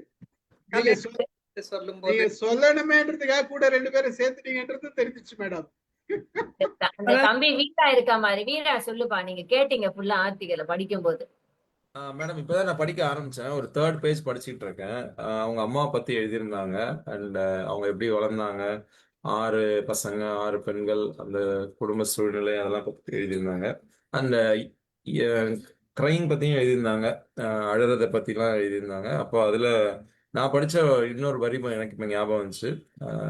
கண்ணீர் வந்து கண்களின் வழியாக வந்துடுச்சுன்னா நல்லது, பட் அதுவே அடக்கி வச்சு தேக்கி வச்சு அந்த ஃபீலிங்ஸ் எல்லாம் பென்டப் ஃபீலிங்ஸா ஆகி ஒரு நாள் வெடிச்சு வெளியில வரும்போது அது டிசீஸா, சைக்கோசோமேட்டிக் ப்ராப்ளம்ஸா அந்த மாதிரி வந்துடுது. ஸோ அதனால அப்பப்போ அந்த ஃபீலிங்ஸ் வந்ததுன்னா அழுதுறது பெட்டரா இருக்கும். அது கண்களின் வழியாக கண்ணீர் வெளியில வந்துடுறது நல்லது. ஸோ இன்னும் அது ஃபுல்லா படிக்கல. நான் 3rd பேஜ்ல தான் இன்னும் இருக்கேன். நான் ஃபுல்லா படிச்சுட்டு நான் சொல்றேங்க. Okay okay. நன்றி மேடம். அவ்வளவுதான், எல்லாரும் பேசிட்டாங்க. கல்யாணி மேடம் தான் பேச. எங்க அவங்க போயிட்டாங்க? சார் ஃபர்ஸ்ட் பிரைஸ் எனக்கு. உங்களுக்கு தான் ஃபர்ஸ்ட் பிரைஸ். அது கல்யாணி கொடுப்பாங்க. கல்யாணி மேடம் வாங்க. क्वेश्चन கேட்டவங்க தான் சார் கொடுக்கணும். வணக்கம் சார். இதுல என்ன சார் ஏற்புரை? அழகா படிச்சாங்க, எல்லாரும் அழகா ஒத்துக்கிட்டாங்க, அதே பெரிய விஷயம். அவ்வளவுதான் சார். அமுதாம்மாவும் மெசேஜ் போட்டிருந்தாங்க, இது உன்னோட கட்டுரை தான் அப்படின்னு சொல்லிட்டு. காயத்ரி முதல்லயே சொல்லிட்டாங்க. பிரேமாம்மா வந்து ரொம்ப அழகா முன்னாலே அவங்களும் சொல்லிட்டாங்க. நிறைவா இருக்கு. நான் இதை வந்து குரூப்ல போட்டிருந்தேன். கல்யாணி கல்யாணம் ஆன பின்னர் அம்மாவுக்கும் பொண்ணுக்கும் கொஞ்சம் கான்வர்சேஷன் நிறைய நாங்க 2 பேரும் பேச ஆரம்பிச்சோம். அதுனா உண்மைதான். கல்யாணம் ஆகிற வரைக்கும் அம்மாவும் பொண்ணும் வேறதான். கல்யாணம் ஆயிட்ட பின்னர் அம்மா பொண்ணோட அந்த பேச்சு உரையாடல் வேறதா. அது எல்லாருக்குமே இருக்கும். அது கரெக்ட். சோ அதுதான் நான் இந்த ஆக்சுவலா இந்த இது வெளிவந்த உடனே நான் நம்ம இதுல எப்பவும் எல்லாத்தையும் பகிர்ற மாதிரி பகிர்ந்துக்கலாம் அப்படின்னு தான் நினைச்சேன். அதுக்கப்புறம் தோணுச்சு, ஏன் இதை போட்டுட்டு திருப்பி யாரும் படிக்கிறாங்க, பாதி பேர் படிக்கல, அப்படி எல்லாம் இருக்கும். நம்ம சார் கிட்ட கேட்டு பார்க்கலாம், இதை வந்து யாராவது வாசிக்க சொல்லலாம். நான் ஆக்சுவலா ஃபர்ஸ்ட் சொன்னப்போ காயத்ரிய சொன்னேன், அதுக்கப்புறம் சேவா சொன்னேன். இவங்க எல்லாம் வாசிக்க சொல்லிடலாமா சார்ன்னு கேட்டேன். அப்ப சார் சொன்னாரு, இல்ல மாலதி வாசிச்சாதான் கரெக்டா இருக்கும். மாலதி தான் வந்து நடுவுல ஏதாவது பாயிண்ட் அந்த மாதிரி எல்லாம் கொண்டு வந்து கொடுப்பாங்க அப்படின்னு சொன்னாங்க. அதையும் சரின்னு சொல்லிட்டு அவர் போக்குல விட்டுட்டேன் நானு. மாலதி ரொம்ப அழகா எடுத்துக்கொண்டு சொன்னீங்கப்பா, ரொம்ப நன்றி சார். இப்படி ஒரு வாய்ப்பு கொடுத்ததுக்கு ரொம்ப தேங்க்ஸ் ஸ்டீஃபன் சார். இன்னொரு விஷயம் ராமு சார் இருக்காரு. எங்க ராமு சார்? இருக்கிறாரு. ராமு சார் அவங்க இந்து மேடம் கிட்ட பர்மிஷன் கேட்டு போயிருக்காரு. சார் வேற கண்ணு தொடச்சு இருந்தாருல, அழ வேற வந்துச்சு சார். ஏன் சார் அழுதிட்டார்? சார் அனுப்புறேன் செல்வா சார். இதுல இன்னொரு விஷயம், எல்லாரும் பேசுறதுக்கு முன்னாடி நான் ஒரு விஷயம் சொல்றேன்னு நினைக்கிறேன். முதல்ல இந்த ஆர்டிக்கலை நான் போடணும்னு சொல்றதுக்கு காரணம் என்னன்னா 2 செய்தி. ஒண்ணு வந்து இந்த ஒரு செய்தியை அவங்க எழுதியிருக்காங்க, அவங்களோட அனுபவத்தை சொல்லியிருக்காங்க. அந்த அனுபவத்தை ஒட்டி நாம பல கருத்துக்களை வெளியிடுறோம், நம்மளோட அனுபவங்கள் சொல்றோம். நம்ம ஒருத்தருக்கும் ஒவ்வொரு அனுபவங்கள் இருக்கும். இந்த மாதிரி அனுபவம் இருக்கும்.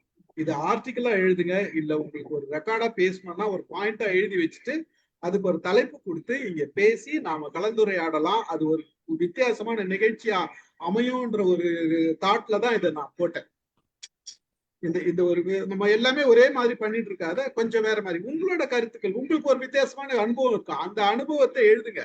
இல்ல நீங்க பாயிண்டா நோட் பண்ணி கொடுங்க எனக்கு. அதை நம்ம பேச முடியுமா? இதை ஏற்கனவே நம்ம பேசிட்டு இருந்தோம்னா அது வேண்டாம். பேசாத ஒரு தலைப்பு வேற ஒரு கோணத்துல இருக்குது அப்படின்னா அந்த கோணத்தை நம்ம இங்க கொண்டு வந்து ஆர்டிக்கலா இருந்தா ஆர்டிக்கலா படிங்க. இல்ல நீங்க ஒரு டாக்கா கொடுக்கறது தான் கொடுங்க. கொடுத்துட்டு அதுக்கப்புறம் நம்ம டிஸ்கஸ் பண்ணுவோம். இதை அப்படி பார்க்கும்போது பலரோட கருத்துக்கள் வெளியிடும், பலரோட எண்ணங்கள் வெளிப்படும், கேட்கறவங்களுக்கு வித்தியாசமா இருக்கு. அதுக்குதான் இதை வந்து இது பண்ண. உங்களுக்கு எல்லாம் புரிஞ்சிருக்கும்னு நினைக்கிறேன். ஒத்துக்கிறீங்களா நான் சொல்றதுக்கு? ராம சார் தலையாட்ட பிறகு வேற என்ன சார், பாஸ் சொல்லிட்டாரு, எல்லாருக்கும் அது பிரச்சனை இல்ல, எழுதணும்ன்றதுதான் கொஞ்சம் அதுதான் பிரச்சனை. ராம சார் எதை சொல்றாரு? வாங்க சார். அது கொஞ்சம் கஷ்டம் தான் சார். ஆமா, உண்மையை ஒத்துக்கணும்ல. காயத்ரி எனக்கு தெரியுமே. வாங்க. இல்ல சார், அதான் எழுதணும்னா கஷ்டம் தான் சார். ராமு சார் சார் கேட்கல. கேட்கல. பேசுங்க. பேசுங்க. பல நேரங்கள்ல வீட்டுல வந்து பிள்ளைகளை நல்லா படின்னு சொல்லுவாங்க. எங்க வீடு முழுக்க புக்கா இருக்கும், நாங்க படிச்சுனே இருப்போம். எந்த நேரமும் ஏன்டா படிக்கிற, சாப்பிட வாடான்னு சொல்லுவாங்க. ஸோ நாங்க வளர்ந்த விதம் வேற. அப்புறம் சாப்பிட்றப்போ ஒழுங்கா கவனிச்சு சாப்பிடணும்னு சொல்லுவாங்க. எங்க அம்மா சொல்லுவாங்க, படிச்சுக்கினே சாப்பிட்டா நிறைய சாப்பிடும், படிச்சுக்கினே சாப்பிடுங்கடா அம்மாங்க. ஸோ நான் வளர்க்கப்பட்ட விதமே கோளாறுன்னு வச்சுக்கோங்களேன். கரெக்ட் தான். இதுல இன்னொரு விஷயம் சொல்லணும்னு நினைச்சேன். கல்யாணி மேடம் சொன்ன ஒரு இது வந்து, எந்த செயலுக்குமே முழுசா எல்லாத்துக்குமே நீங்க உடனே ரொம்ப கொடுக்க கூடாது. ஒரு சில விஷயம் எதுக்கு இம்பார்ட்டன்ட் கொடுக்குமோ அது இம்பார்ட்டன்ட் கொடுக்குங்க. எதுக்கு நிதானமா இருக்கணும்னு சொன்னாங்க. அதுக்கு ஒரு திருக்குறள் இருக்கு, எல்லாருக்கும் தெரியும்னு நினைக்கிறேன். தூங்குக தூங்கி செயற்பால, தூங்கற்க தூங்காது செய்யும் வினை. சரி, நான் பல முறை இதான் சொல்றேன், எந்த டிசிஷனுமே உடனே எடுத்துறாதீங்க. எந்த டிசிஷன் உடனே எடுக்கணும், எந்த முடிவு உடனே எடுக்கணும், அது ரொம்ப முக்கியம். அதே நேரத்துல எந்த முடிவு கொஞ்சம் நேரம் கழிச்சு தாமதமா எடுக்கலாம், அந்த முடிவை தாமதமா எடுக்கல. அது வந்து டிசிஷன் மேக்கிங்ல ரொம்ப நல்ல விஷயம். அந்த கருத்தை தான் அவங்க சொல்லியிருக்காங்க, அது பாராட்டுக்குரிய விஷயம். அப்புறம் வந்து இன்னொரு செய்தியை சொல்லியிருந்தாங்க, ராமனுக்கு தான் கஷ்டம் இருந்தது, ராவணனுக்கு ஃப்ரீயா இருந்தாரு, ராமனுக்கு குடும்பம் இல்ல. அந்த மாதிரி ஒரு அந்த வரிப்படி மாதிரி ஜாலியா தான் இருந்தாரு இல்ல ராமு சார்? அவர் ஜாலியா தான் இருந்தாரு. அதுதான் சொல்றேன் நான். இருங்க. அமுதாமா இல்லைங்கிறாங்க சார். எனக்கு கரெக்டா நான் அந்த வரி படிக்கிட்டாரா மாலதி? இல்ல, தூங்குறதுக்கு தகுந்த மாதிரி நீங்க வந்து அந்த திருக்குறளையும் தூங்குற மாதிரியே சொன்னீங்களா, நல்லா இருந்தது. Thank you sir. ரொம்ப மகிழ்ச்சி. செல்வா சொல்ற போது நான் ஒரு பாயிண்ட் பண்ணேன். அவர் சொன்னாரு, அப்பா அம்மா நல்லது பண்றாங்கன்னு சொன்னாரு. பட் சைக்காலஜி என்ன சொல்றதுன்னா, நல்லது பண்றோம்னு நினைச்சீங்கன்னா அப்பா அம்மா பண்றாங்க, அப்படிலாம் நல்லதெல்லாம் பண்ணிடல. அவங்க அம்மாங்கிறவ சாதா அம்மா சும்மா, அப்பாங்கிற ஆளு சாதா ஆளு டப்பா அப்படின்னு சொல்றது நானு. எல்லா அம்மாவும் எல்லா அப்பாவும் கிரேட்டுன்னா உலகம் பூரா கிரேட்டா இருக்கும். எல்லா அம்மாவும் நார்மல் அம்மா, எல்லா அப்பாவும் நார்மல் அப்பா. உங்களுக்கு நல்லது பண்ணாங்க, ரைட்டு, பாராட்டிட்டு போங்க. பட் ஓவராலா எல்லாம் ரொம்ப கிரேட்ன்றதெல்லாம் ஒத்துக்கிறது இல்லை. சைக்காலஜி இங்க ப்ராப்ளத்துக்கு வர்றவங்க எல்லாம் வளர்ப்புல இருந்து தான் ப்ராப்ளம் வருது. ராமன் பட்ட கஷ்டம் ராவணன் படவில்லையே, கடைசி வரை மனைவி மக்கள் குடும்பம் என்று சிறப்பாக வாழ்ந்தானே, இப்படிதான் தோன்றும் எனக்கு. இந்த இடத்துல எனக்கு உடன்பாடு கிடையாது. ராமன் மட்டும் கஷ்டப்பட்டான்றது எழுதிட்டாங்க, ராவணன் கஷ்டப்படுற மாதிரி எழுதல. ராவணன் கஷ்டப்படலன்னு யாருக்கு சொல்லுது? அவரு தங்கச்சி தொலை தாழ முடியாதான் போருக்கே வந்தாரு. அதுக்கப்புறம் அவரோட தம்பிகள் எல்லாத்தையும் இழந்தாரு இல்ல சார்? அவங்க தம்பிங்களா எழுதாரு, ஒருத்தரம் விட்டுட்டு போல. அப்போ அவருக்கும் கஷ்டம் இருந்தது. ஒரு பக்கம் மட்டும் நியாயம் பாக்குறாங்க, ஒரு பக்கம் நியாயம் பார்க்கல. இது அநியாயம் சார். அது வந்து towards the end very short period sir. முதல்ல ஆரம்பிச்சது தங்கச்சி தொல்லையிலால தாங்க ஆரம்பிச்சது பிரச்சனை. தங்கச்சி தொல்லை எல்லாம் வந்து அது வந்து தம்பி தொல்லையில ஆரம்பிச்சது, தங்கச்சி தொல்லை கிடையாது. யாருக்கு? ராமனோட தம்பி ராவணனுக்கு சொல்றது பிரச்சனை. ராவணன் பாடன் கம்மன் இருந்தார் சார். சூர்பனகை வந்துதான் சார் பிரச்சனை பண்ணாங்க. சூர்பனகைக்கு லக்ஷ்மணன் பிரச்சனை பண்ணா. போராட்டம் ஆடுறீங்க. ராமனுக்கு பிரச்சனை இருந்தது. சொன்ன பொண்ணுக்கு மூக்க வெட்டி, காதை வெட்டி, பிரஸ்ட வெட்டி, இதெல்லாம் அயோக்கியத்தனம். வாங்க கணேசன், ரொம்ப நேரம் கேட்டுட்டு இருந்தீங்க. வணக்கம் சார். நீங்க பேசுறது வந்து நிறைய புரியுது சார். நீங்க தெரியுது, சரியில்லை நீங்க தெளிவா தெரியுது, பரவாயில்ல. ரெண்டு விஷயம் சொல்றேன் சார். ஒண்ணு, எனக்கு ஃபயர் கோட்டிங் போகும்போது சொல்லி தருவாங்க. ஃபயர் கோட்டிங்ல போகும்போது யாரு முதல்ல நீங்க வந்து யார முதல்ல காப்பாத்தணும் தெரியுமா அப்படின்னு கேட்பாங்க. உங்களுக்கு தெரிஞ்சிருக்கு யார முதல்ல காப்பாத்தணும்? குழந்தைங்களை தான் காப்பாத்தணும் ஃபர்ஸ்ட். நீங்களே சொல்லுங்க. குழந்தைய தான் காப்பாத்தணும் ஃபர்ஸ்ட். அப்புறம் நீங்க பெண்களை காப்பாத்தணும் ஒவ்வொருத்தரும் சொல்றீங்க சார். வேற சொல்லுங்க. கணேசன் தான் பெண்களை காப்பாத்தணும், அப்புறமா தான் ஆண்களை காப்பாத்தணும். ஆமா. இல்ல, ஃபர்ஸ்ட் உங்களை உங்களை குழந்தைகள், அப்புறம் உங்க- பெண்கள், அப்புறம் இல்ல ஆண்கள். உங்களை நீங்க முதல்ல காப்பாத்திக்கணுமா? காப்பாத்திக்கணும். அப்புறமா செல்வா தான் சார் சொல்றாரு அதான் correct. First fire Safety first. ஃபைட்டிங்ல முதல்ல அந்த ஃபயர் ஃபைட்டர் முதல்ல தான் கரெக்டா நிக்க முடியுமா, நான் இங்க இருந்து அவங்கள காப்பாத்தும் போது தண்ணி அடிக்கும் போது நெருப்பு என் மேல விழாம இருக்க முடியுமான்னு முதல்ல சூஸ் பண்ணிக்கணுமா. அந்த கிரேன்ல நிக்கும் போது எது முதல்ல நீ ஸ்டேபிளா இருக்கியா, அந்த கிரேன் ஆப்ரேட் பண்ற மாதிரி நெருப்பு விழுதா எல்லாம் பார்த்துக்கின்னு அதுக்கப்புறம் தான் தண்ணி அடிக்கணும். அதான் ஃபர்ஸ்ட். சரிங்களா சார்? சரி சார், ஒருத்தர் தண்ணியில விழுந்துட்டாரு, நீச்சல் தெரியாது, இல்ல அரை நீச்சல் தெரியும், உங்களுக்கு நல்லா தண்ணி தெரியும், நல்லா நீச்சல் தெரியும், குதிக்கிறீங்க, காப்பாத்தும் போது முதல்ல நீ எப்படி காப்பாத்துவீங்க? அவன் வந்து என்ன பண்ணுவான், அவன் உயிரை காப்பாத்துட்டு உங்களை பூச்சி இழுத்துருவான். அப்ப என்ன பண்ணும், நம்மளும் அதுவும் சேஃப்டியா இருந்துங்கன்னு அவன் நம்மள வந்து லாக் பண்ணாத மாதிரி அவனை காப்பாத்தணும். இது ரெண்டும், இது வாழ்க்கையில வந்து ரெண்டு நம்ம நிறைய நினைச்சுக்கணும். நானும் ஏமாந்துருக்கேன். நம்ம யாருக்காவது ஹெல்ப் பண்ணாலும், அதே மாதிரி பெற்றோர்கள் குழந்தைங்களுக்கு ஹெல்ப் பண்ணா கூட ஒரு ஸ்டேஜ் வரும்போது அவன் நம்மளை பிடிச்சி இழுத்துக்கலாம இருக்கிறதுக்கு சேவ் பண்ணிடணும்.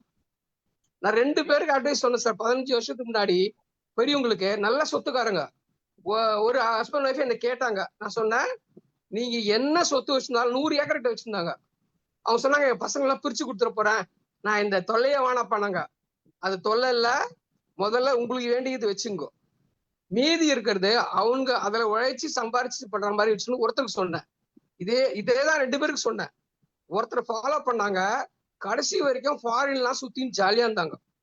ஆனா இன்னொருத்தர் ஃபாலோ பண்ணல, பையன் என்ன பண்ணா, ஒரு ஸ்டேஜ் வரும்போது எல்லா பணத்தையும் வாங்கி பிசினஸ் எல்லாம் விட்டுட்டு கடைசியில வந்து தனியா வச்சுட்டு தனியா கூட பாத்துக்க மாட்டேன் அப்படின்ட்டான்.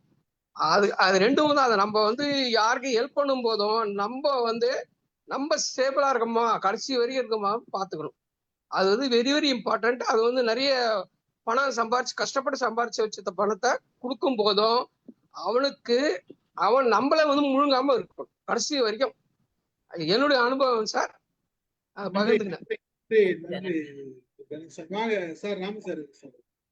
ஃபயர் ஃபைட்டிங் பத்தி கணேசன் சொன்னாரு. ஒரு சின்ன மாறுதல். நான் எல்ஐசி பில்டிங்ல 11 வருஷம் வேலை பார்த்துருக்கிறேன். அதுல ஃபயர் ஃபைட்டிங் எங்களுக்கு ட்ரைனிங் கொடுத்தாங்க, புரியுதா? அதுல நான் போய் அட்டன் பண்ணி நான் சர்டிபிகேட் வச்சிருந்தேன். எனக்கு ஃபயர் ஃபைட்டிங் பத்தி அன்னைக்கு தெரியும். 3 தடவை மைனர் ஃபயர் எல்ஐசி பில்டிங்ல நடந்திருக்குது. மேஜர் ஃபயர் 1975 எல்லா மீடியால போட்டாங்க, மக்களுக்கு தெரியும். ஆனா 3 தடவை மைனர் ஃபயர் நடந்திருக்குது. அந்த 3 தடவையும் ஒண்ணு நான் ஃபயர் நோக்கி ஓடுவேன், முதல்ல போய் நிற்பேன். இல்லைன்னா ராஜாராவ்னு எங்க யூனியன் ட்ரேட் யூனியன் லீடரு, அவர் வருவாரு. நான் வந்துட்டா ராஜாராவ் நீங்க வந்துட்டீங்களான்னு கேட்பேன். இல்லைன்னா அவர் வந்துட்டாருன்னா நான் கேட்பேன், நான் வந்துட்டா அவர் கேட்பாரு. நாங்க 2 பேர் மட்டும்தான் அந்த ஃபயரை நோக்கி ஓடுற ஆளு. இந்த எமர்ஜென்சி கிரைசிஸ்ன்னு வந்துச்சுன்னா என்ன நான் பாத்துக்கிறேன்னு நினைக்கிறது இல்லை. அந்த நேரத்துல மற்றவங்களுக்கு என்ன வேணுமோ அதை பார்க்க தெரியணும். அது பார்க்க பிடிக்கல, பார்க்க விருப்பம் இல்லை, பார்க்கறது நாட்டம் இல்லை, அந்த ஐடியாவோட ஒப்புதல் இல்லைன்னா ஃபயர் ஃபைட்டிங்க்கு வராதிங்க. ஃபயர் ஃபைட்டிங் வர்றப்போ சாக்ரிஃபைசிங் மென்டாலிட்டி இல்லைன்னா வரக்கூடாது.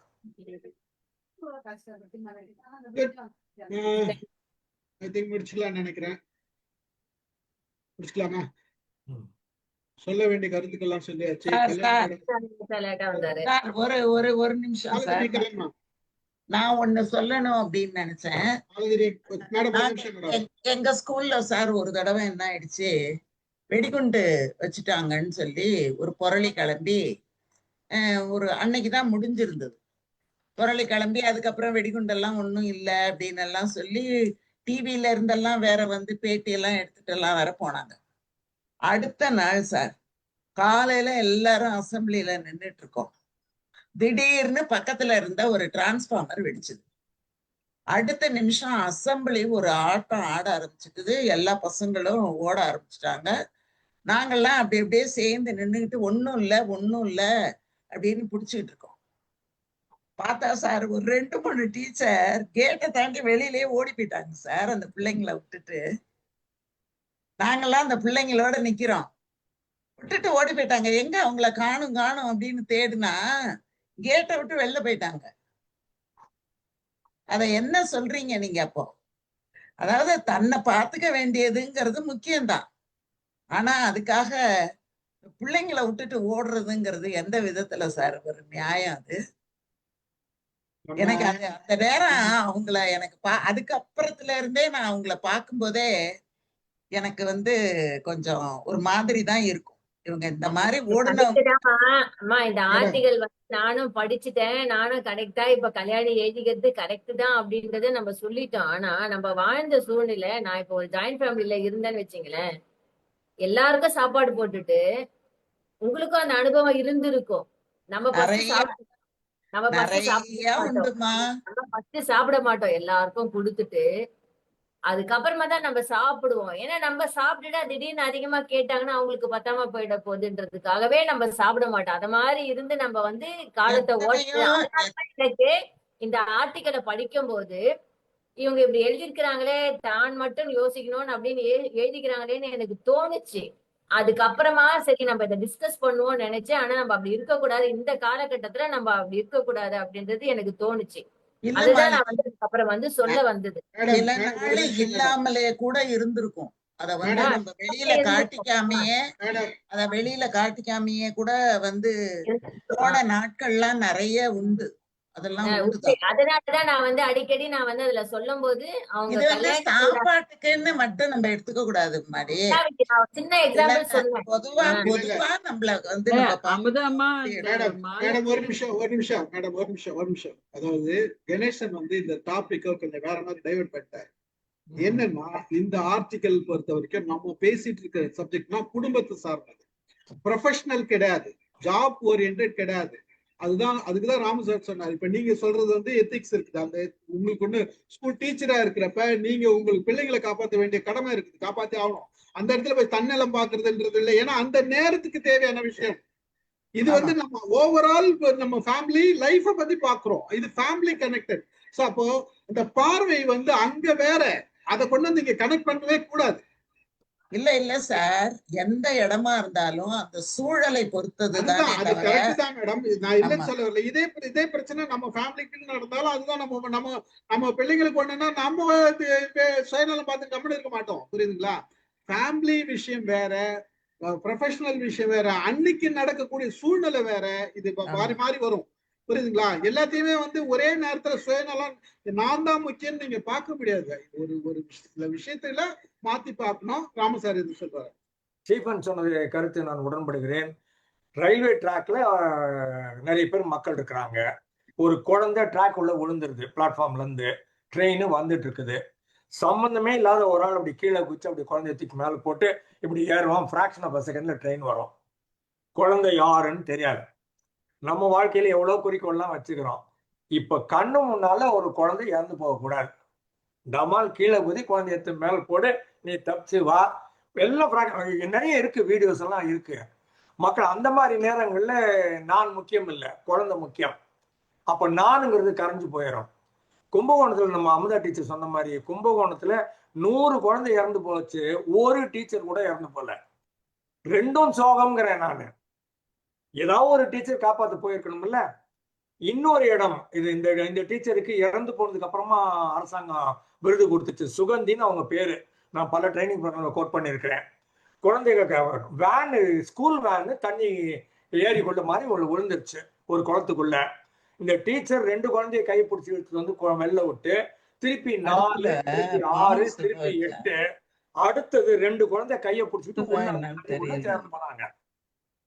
8 குழந்தைய காப்பாத்திட்டாங்க. பாடி எடுக்கிற போது கையில 2 குழந்தைய பிடிச்சிட்டு உள்ள படுத்து அவங்க இறந்து போயிருக்காங்க. பின்னால் அவங்களுக்கு பிரேவரி அவார்டுன்னு கவர்மெண்ட். சில இடங்கள்ல you got to sacrifice yourself. That's a different story. Professional area தனி, ஃபேமிலி ஏரியா தனி. செல்வகுமார் சார் சொல்லுங்க. சார், இப்போ இதுல பேசுனது எல்லாமே தனக்கு தானே பார்த்துக்கணுன்றதுல மோஸ்ட் ஆஃப் த ஃபேமிலியில வந்து பாத்தீங்கன்னா இந்த சொத்து சார்ந்த விஷயங்கள் வந்து அஸ் எ பையனுக்கு கொடுத்தது கொண்டதுல தான் வந்து பிரச்சனைகள் ஜாஸ்தியா இருக்கு. மற்றபடி பொண்ணு வந்து பாத்தீங்கன்னா எல்லா குடும்பத்திலையும் கிட்டத்தட்ட ஒரு 80 to 90% வந்து பொண்ணுங்க வந்து கடைசி வரைக்கும் வந்து பேரண்ட்டை காப்பாத்துறதுல தான் ரொம்பவே முனைப்பா இருப்பாங்க. அதை சொல்லணும்னு தோணுச்சு. ஏன்னா எனக்கு 2 பொண்ணுங்க இருக்காங்க. ஸோ அதனால இது நீங்க வந்து நீயா பாத்தீங்கன்னா நானெல்லாம் சரியா பார்த்தது இல்லைன்னு நினைக்கிறேன். கரெக்ட் தான். நீங்க வந்து நீங்க சொல்றீங்க. நீயா ஆனா நானெல்லாம் சரியா பார்க்கலன்னு நினைக்கிறேன். அந்த கரெக்ட். பொண்ணுங்க அவங்க அப்பா அம்மாவை காப்பாத்துறாங்க, வேற ஒண்ணும் இல்ல. ஆ எல்லாமே பொண்ணுங்க, கரெக்ட் தான். நீங்க சொல்ற மாதிரி உங்க இல்ல பொண்ணுங்க, அதுதான் அவங்க வந்து அவங்க பொண்ணுங்க. அதுதான், ரெண்டுமே இல்ல வித்தியாசம் இல்ல. இல்ல பையனுங்க இது வந்து பாத்தீங்கன்னா மோஸ்ட்லி வந்து இந்த இந்த இந்த ஃபினான்ஷியல் விஷயம் போது அதுல ரொம்ப சார் அடிபடுறது நீங்க வந்து நல்ல பாத்தீங்கன்னா நல்ல பசங்க அப்படி இல்ல கவனிக்கணும், சார், நல்லா அப்படி இல்ல. கவனிக்கணும். நாங்களாம் நீங்க முன்னாடியே வந்து வாங்கிட்டு நீங்க போயிடுறோம். சொல்றது வந்து தவறான கருத்து. நான் ஒத்துக்க மாட்டேன். கிடையாது. ஏன்னா ஆ. இந்த பையன் வந்து மாறுறதுக்கு காரணம் பின்னாடி ஒரு பொண்ணு இருக்குதுன்னு யோசிங்க. ஆ நல்லா யோசிங்க. நீங்க வந்து தப்பான ஒரு செய்தி சொல்றீங்க. பெண்ணுங்க வந்து அப்பா அம்மாவை காப்பாத்துறாங்கன்றது ஒரு பக்கம். இன்னொரு ஃபேமிலியில போகும்போது பல பெண்கள் வந்து பையனை டைவர்ட் பண்ணி வர்றதுக்கு காரணம் பெண்கள் தான். இது வந்து உண்மை. இது நீங்க பல பேரண்ட்ஸ் கேட்டீங்கன்னா அப்ப அங்கேயே பொண்ணு தான் ப்ளே பண்றாங்க. புரியுதா? பல விஷயங்கள் பெண்கள் நமக்கு நல்லவங்களா தெரியுறாங்க, நமக்கு சப்போர்ட் பண்றப்ப. ஆனா அங்க வேற மாதிரி கெட்டவங்களா தெரியுறாங்க. இது வந்து கரெக்ட். பார்வை தானே தவிர சூழலுக்கு ஒவ்வொரு சூழல்ல பார்க்கலாம். நீங்க பல நீயா நான் பார்த்துக்க மாட்டீங்க. இல்ல பல சார் பெண்கள் பேசின விஷயங்கள்லாம் நமக்கு ரெக்கார்டிங்ல இருக்குது. நம்ம அதுல மாற்று கருத்து இருக்குது. இல்ல அதுதான் நீங்க சொல்றது. அந்த பொண்ணு வந்து பாத்தீங்கன்னா இப்போ இங்க பேச வந்ததே வந்து பாத்தீங்கன்னா தனக்கு தான். நம்ம வந்து மத்தவங்கள பத்தி பேசவே இல்லை. தன்னை காப்பாத்துறதுக்கு தான் குடும்பத்தை சார்ந்த ஆளுங்கன்னும் போது அஸ் எ மெனி ஃபேமிலியில வந்து பாத்தீங்கன்னா பையன் தான் வந்து பாத்தீங்கன்னா இந்த மாதிரியான விஷயங்கள்ல ரொம்பவே பேக்வர்டா இருக்கக்கூடியது. அஸ் எ பொண்ணுங்க வந்து பாத்தீங்கன்னா ஏன்னா அது அங்க இருக்கிற பொண்ணு வந்து அந்த பையனை மாத்திருக்கும் சார். அது அது என்டையர்லி டிஃப்ரெண்ட். பட் இங்க பேசின விஷயங்கள் வந்து பாத்தீங்கன்னா நம்மள பொறுத்து தானே பேசியிருக்கோம். நம்ம மத்தவங்கள பத்தி பேசவே இல்லை இல்லையா? அந்த இது பொண்ணு பொதுவா தானே சார் பேசுறோம். பொதுவா தானே அப்ப பேசுறோம். அப்படி பார்த்தா அந்த யாருமே பையன் தனக்கு தானே சார் யாருமே பேசுறான். வந்து அப்ப தனியா கரெக்ட் தானே? பேசல சார். யாருமே குறிப்பிட்ட நம்மன்னா நீங்க எல்லாம் சேரும் போது பொதுவுல எல்லாரும் சேர்ந்ததுதான் சார். அப்ப பொதுவான விஷயம் தான் அது. பொதுவான விஷயம் தானே தவிர இது வந்து ஒரு சொல்லுங்க சார் ராம் சார். திருமணத்துக்கு போனீங்கன்னா முதல் பந்தியில ஆண்கள் சாப்பிட்டுட்டு இருந்தாங்க ரொம்ப காலமா. இப்ப என்ன மாத்திக்கிறாங்கன்னா ஆண்கள் பெண்கள் சேர்ந்து சாப்பிடலாம்னு சொல்லியிருக்காங்க. நான் பல ட்ரைனிங் ப்ரோக்ராம்ல சொல்லியிருக்கிறேன். எப்ப திருமணத்துல பெண்கள் பந்தி முதல் பந்தி நீ போடுறியோ அப்பதான் ஈக்குவேஷன் நார்மல் ஆச்சு. இதுக்கு பேர் ஈக்குவல் கிடையாதுன்னு சொல்லிடுறது. ரெண்டு பேரும் சேர்ந்து சாப்பிடுறதுக்கு பேர் ஈக்குவல் கிடையாது. இத்தனை நாளா நீ சாப்பிட்ட, இனிமே பெண்கள் முதல் பந்தி திருமணத்துல அவங்க அதுதான் சார் இன்னைக்கு லைவ்ல நடக்குது. இன்னைக்கு வேற மாதிரி நடக்குது சார். அது பேசணும்னா இன்னைக்கு நான் விடிஞ்சிடும் சார். சார் செல்வகுமார் சார், ஒன்னே செல்வகுமார் சார், சொல்லுங்க. நாங்களாம் கல்யாணங்கிற பேர்ல முதல்லயே வாங்கிடுறோம். பசங்க மிச்சம் மீதி இருக்கிற பின்னாடி தான் வாங்குறாங்க. ஸ்டீஃபன் சார் சொன்னாரு நீயா நானான்னு. நான் நேரடியாவே நான் சார் வந்து உதாரணத்துக்கு தான் நான் நேரடியா பல நான் விஷயங்கள் வந்து நேரடியா பார்த்தது எங்க அப்பாவே நிறைய பேருக்கு அட்வைஸ் பண்றது சொல்றேன் சார். நிறைய பொண்ணுங்க, எங்க அப்பா எங்களோட பாட்டியோட அவங்க பொண்ணுங்களுக்கு கடன் ஆயிட்டாங்க, கம்பெனி மூடிட்டாங்க, எல்லா விஷயத்துலயும் நட்டமாயிட்டாங்க. ஆனாலும் அவங்களோட ஃபீலிங் என்ன தெரியுமா? இப்போ இந்த இதுல சொன்ன மாதிரி ஐயோ என் பிள்ளைங்க அந்த பொண்ணுங்க எப்படின்னா நான் கஷ்டப்படுறேங்கிற ஒரு ஃபீலிங்லயே அம்மாக்களை வச்சிருக்கனால அம்மா அப்பாவை அப்பா அம்மா என்ன நினைச்சுக்கிறாங்க, ஐயோ என் பொண்ணு கஷ்டப்படுறாளே நான் எப்படி கட்டி கொடுத்துட்டேன்னு இருக்கிறத எவ்வளோ கடனா இருந்தாலும் திருப்பி திருப்பி கொடுத்துட்டு இருக்காங்க. அதனால அந்த வீட்டில் அந்த பையன் இன்னும் சொல்லணும்னா எங்க மாமா தான் எவ்வளோ கஷ்டப்பட்டாரு அப்படின்றது எங்களுக்கு தான் தெரியும். அதனால எங்க அப்பா திட்டுவாரு, ஏங்க உங்க பொண்ணு நல்லா இருக்குங்க, அதை நீங்க யோசிங்க, கொஞ்சம் யோசிங்க, இப்படியே பண்ணிட்டு யோசிக்க மாட்டாங்க. இருக்காதீங்கன்னு சொல்லுவாரு. யோசிக்க மாட்டாங்க. இதெல்லாம் நாங்க கண்ணெதிர்க்க பாக்குறோம். ஆமா சார். சார் அதாவது ஒவ்வொருத்தருக்கு ஒரு டிஃபரன்ஸ் ஒப்பீனியன். இத நீங்க சொல்லல முதல்ல. இல்ல சார் இப்ப எனக்கு கண்டிக்கத்தக்க விஷயம். இத என்னுடைய நீங்க முதல்ல சொல்லல. இல்ல நீங்க இத வேற நீங்க சைடு முதல்ல கோல் போட்டீங்க. சொல்லிட்டீங்கன்னா நான் இவ்வளவு பேருக்கு அந்த அப்செக்ட் சைடு பண்ணிருக்க தான் கோல் மாட்டோம். போட்டீங்க. Sorry your honour. நீங்க சொன்னது தவறான ஸ்டேட்மெண்ட். உங்களோட கருத்து தப்பு. உங்களோட கருத்து நீதிமன்றத்துக்கு ஏற்படாது. அப்படியா? ஐயோ தப்பான சார் கருத்து ஒன்னே சார். ஒண்ணு மட்டும் சொல்லிடுறேன் சார். மாலத்தியும் அமுதாம்மா கிட்டயும் அந்த சாப்பாட்டு விஷயம் சொன்னீங்கல்ல மாலத்தி, அது இருக்க அப்பவுமே நான் என்ன சொல்லுவேன்னா, என்ன இருக்குது அப்படிங்கிறது வெளியில இருக்கிறவங்களுக்கு தெரியணும். ஜென்ஸுக்கு வந்து தெரியல அப்படின்னா, இப்ப வந்து உங்களுக்கு ஒரு தோசை கூட மீதி உள்ள இல்ல அப்படின்னு ஜென்ஸுக்கு தெரியலன்னா, கண்டிப்பா அவங்க வந்து அவங்களுக்கு வேணுங்கிறத சாப்பிட்டுருவாங்க, இருக்குதுன்னு நினைச்சுக்குவாங்க. Unless until you tell them. நம்ம வந்து அந்த இடத்துல நம்மளுக்கு ஒரு ஒப்பீனியன் உண்மை. இருந்தாதான் நாளைக்கு அவங்க வந்து சரி இன்னும் கொஞ்சம் அதிகம் சம்பாதிக்கணுமா, நம்ம உண்மை எப்படி உண்மை நிலைமைய சமாளிக்கணுங்கிறது எல்லாமே தெரியும்.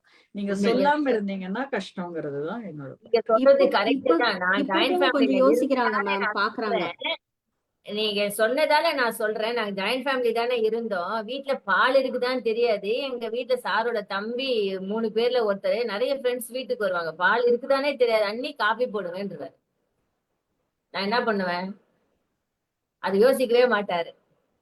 எப்படியாவது மேனேஜ் பண்ணோம் நம்ம. அது கழுங்கா நீங்க வந்து பேச அன்னைக்கு எப்படியாவது நீங்க மேனேஜ் பண்ணீங்கன்னா கூட திருப்ப மறுபடியும் அதை சொல்லிடணும். இல்ல தம்பி பால் வேணா போய் வாங்கிட்டு வா, நான் காஃபி போட்டு தரேன்னு. ஒரு 2 தடவை நீங்க அது வந்து சொல்ல முடியாது கல்யாணி. அதெல்லாம் வந்து நம்ம ஜாயிண்ட் ஃபேமிலில இருக்கும்போது அதெல்லாம் பிரச்சனைகளா பூதாகர பாவம். இப்பதான் வந்து கொஞ்சம் எல்லாருமே மக்கள் தெளிவா இருக்கிறாங்க. அப்பெல்லாம் அந்த மாதிரி கிடையாது. நான் இல்ல அதுக்குதான் அடிக்கடி அதுதான் நம்ம ஆர்டிகல் படிக்கும்போதே மாலதி சொன்னேன் தெரியுமா? இந்த பொருளாதாரத்துல இந்த சூழ்நிலைகள் தான் நம்மள சரி பண்ணும். பொருளாதாரத்துல வந்து ஹையா இருக்கிறவங்களுக்கு வந்து எந்த புரியுது. சூழ்நிலையும் எப்படியும் படைஞ்சு கொடுக்கும். பொருளாதாரத்துல வீக்கா இருக்கிறவங்களுக்கு சூழ்நிலையே அவங்கள வந்து மாத்திடும். அதுதான் நான் சொல்ல வந்தேன். அதுதான் மாலதி, நாங்க அதுலயே நான் குறிப்பிட்டிருப்பேன். பொருளாதாரம் நல்லா இருந்தப்ப நாங்க நல்லா இருந்தது. அதுக்கப்புறம் பொருளாதாரம் கீழே போனப்பவும் எப்படி எங்க அம்மா ஃபேஸ் பண்ணாங்கங்கிறதையும் சொல்லியிருக்கேன். அந்த மாதிரி இல்லைன்னா இல்லைங்கிறத சொல்லணும். அது வந்து தம்பியா இருக்கட்டும், அண்ணனா இருக்கட்டும், யாரா இருந்தாலும் நீங்க சொன்னீங்கன்னால ஒழிய அவங்களுக்கு இல்லைன்னா அண்ணன் சம்பாரிச்சிட்டு வரதை வச்சு அந்த பாலை வச்சுக்கிட்டு வெளியில ஆளுங்களுக்கு போயிட்டு இருக்குமே ஒழிய உங்களுக்குன்னு எதுவும் இருக்காது இல்ல. நம்ம கரெக்ட் அது தான். அதெல்லாம் அந்த ஒரு தெளிவா நேரத்துல வந்து ஆலோசிச்சு நாள் நிறைய ஆயிடுச்சு. நிறைய கடந்து போயிட்டோம். இதுக்கு மேலதான் அந்த காலம் எல்லாம் முடிஞ்சு போச்சு. இப்ப இருக்கிற லேடிஸ் வந்து நீயா நானா செஷன்ல வந்து வீட்டுக்காரர்கிட்ட வந்து சண்டை போடுறாங்க. ஃபர்ஸ்ட் குழந்தைக்கு என்ன வாங்கி கொடுக்குறீங்க அதே அம்மாவுக்கு வாங்கி கொடுங்க. ஏன் எனக்கு ஃபர்ஸ்ட் ப்ரியாரிட்டி கொடுக்கலன்னு பெண்கள் வந்து ஹஸ்பண்ட் கிட்ட சண்டை போடுறாங்க. குழந்தை கிட்ட போட்டி போடுறாங்க. அந்த மாதிரி சிச்சுவேஷனுக்கு இன்னைக்கு லேடிஸ் வந்துட்டாங்க. பாக்குறதுக்கு பெருமையா தான் இருக்குது. ஆனா இல்ல நம்ம அது கடந்து ஓவர், அது ரொம்ப நான் சொல்ல வரேன். ஓவராவும் பண்ணக்கூடாது. கல்யாணி சொல்றதை நான் ஒத்துக்கிறேன்பா. இந்த ஆஹா இட்லி வந்து எப்பவுமே 2, 4, 6, 8ன்னு ஈவன் நம்பர்ல வராது. இட்லி எடுத்தீங்கன்னா அது 5, 7, 9ன்னு இருக்கும். ஏமாத்தி ஏமாத்தி எக்ஸ்ட்ரா இட்லியை சாப்பிட வைக்கிறது இந்த பொம்பளைங்களுக்கு வழக்கமா போச்சு. புரியுதா? அது சாப்பிட்ட அப்புறம் தான் தெரியும் நம்ம ஜாஸ்தி சாப்பிட்டுக்கிறோம்னு. நம்பர் வேற போய் சொல்லுவாங்க. நான் 4 சாப்பிட்டேன், இல்ல நீ 3 தான் சாப்பிட்ட அப்படின்னு சண்டை போடுவாங்க. தெரியாது நமக்கு என்ன சாப்பிட்றோம் தெரியாது. இவ்வளவுதான் இருக்குதுன்னு தெரிஞ்சுன்னா ரைட்டு பகிர்ந்து கொள்றோம்.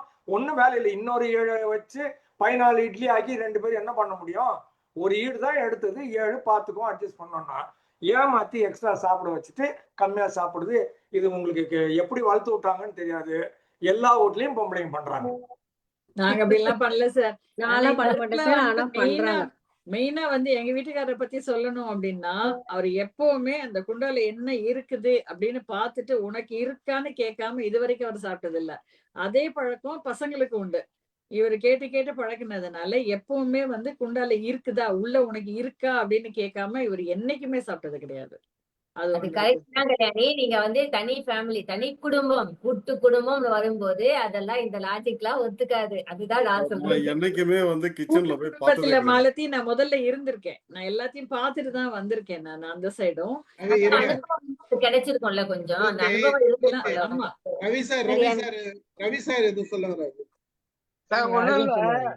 இப்ப ராம் ரவி சொன்னார சார் நீங்க சொல்லி ஆகணும் சார். ஆர்டிக்கல் என்னது ரவி சார்? உங்களுதா? ஆமா நான் முதல்லயே சொல்லலையே. ஐயோ. நான் இன்னும் பார்க்கல அதை. தெரியாமலே வேணா நமக்கு ஆர்டிகல் வந்து நாம், நமது, நம்மவர் தலைப்பு. அதான் அது பார்த்தேன். சரி வேற ஏதோ புக்ல போட்டிருக்காங்க போல இருக்கு அப்படின்னு நினைச்சேன் நானு. Okay okay. நான் இன்னும் ஃபுல்லா படிக்கல அதை. படிச்சிருங்க சார். மாலத்தி சொன்னதுதான் சார். பட் அதுல அது ஆரம்பம்லாம் கொஞ்சம் வேற மாதிரி இருக்க மாதிரி இருக்கு. இல்ல இப்ப மாறி அந்த இருக்குதுன்னு ஆர்ஜே சொன்னீங்க ஒருத்தர் சார். வந்தாரே. ஆர்ஜே இல்ல ஒருத்தர் சார், வந்து பேஜ் நம்பர் பேஜ் கல்யாணி மாத்தி அது மாத்தி சொல்லுங்க. அனுப்பியிருக்காங்க சார். பேஜ் ஆர்ஜே மாத்தி மாத்தி ஒருத்தர் போதும். வந்தார்ல கல்யாணி. ஆமா ஆர்ஜே வந்தார்ல அன்னைக்கு அவர் சொன்னார்ல அந்த பாயிண்ட் நீங்க சொல்லுங்க.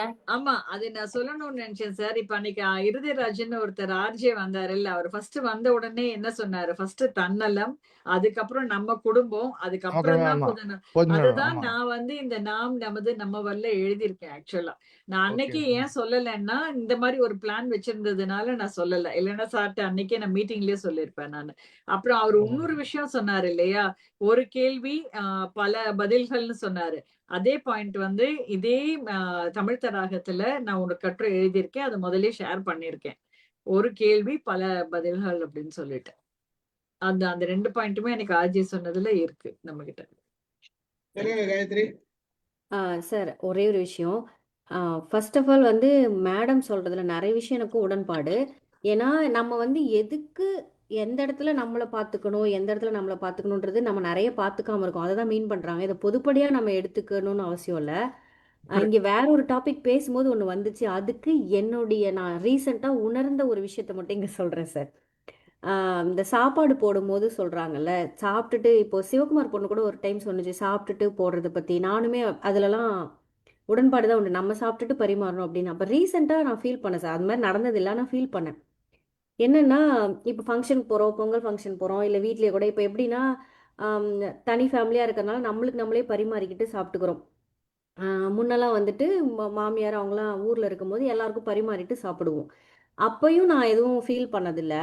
இப்போயும் ஃபீல் பண்ணல. ஆனா இப்போ சாப்பிட்டுட்டு நம்ம பரிமாறலாம் அப்படின்னு சொல்லும்போது என்ன ஆகுதுன்னா, ஏற்கனவே எப்படின்னா இது நான் சாப்பிட்ட பிறகு அடுத்தவங்களுடைய அந்த புரிதல், அடுத்தவங்களை பத்தின அந்த பசியோ இல்லை இதோ அது எனக்கு குறைஞ்சிருது. என்னை விட்டா போதும், இவங்க சாப்பிட்டு முடிச்சா போதுன்ற மாதிரி ஆயிடுது. ஏன்னா நான்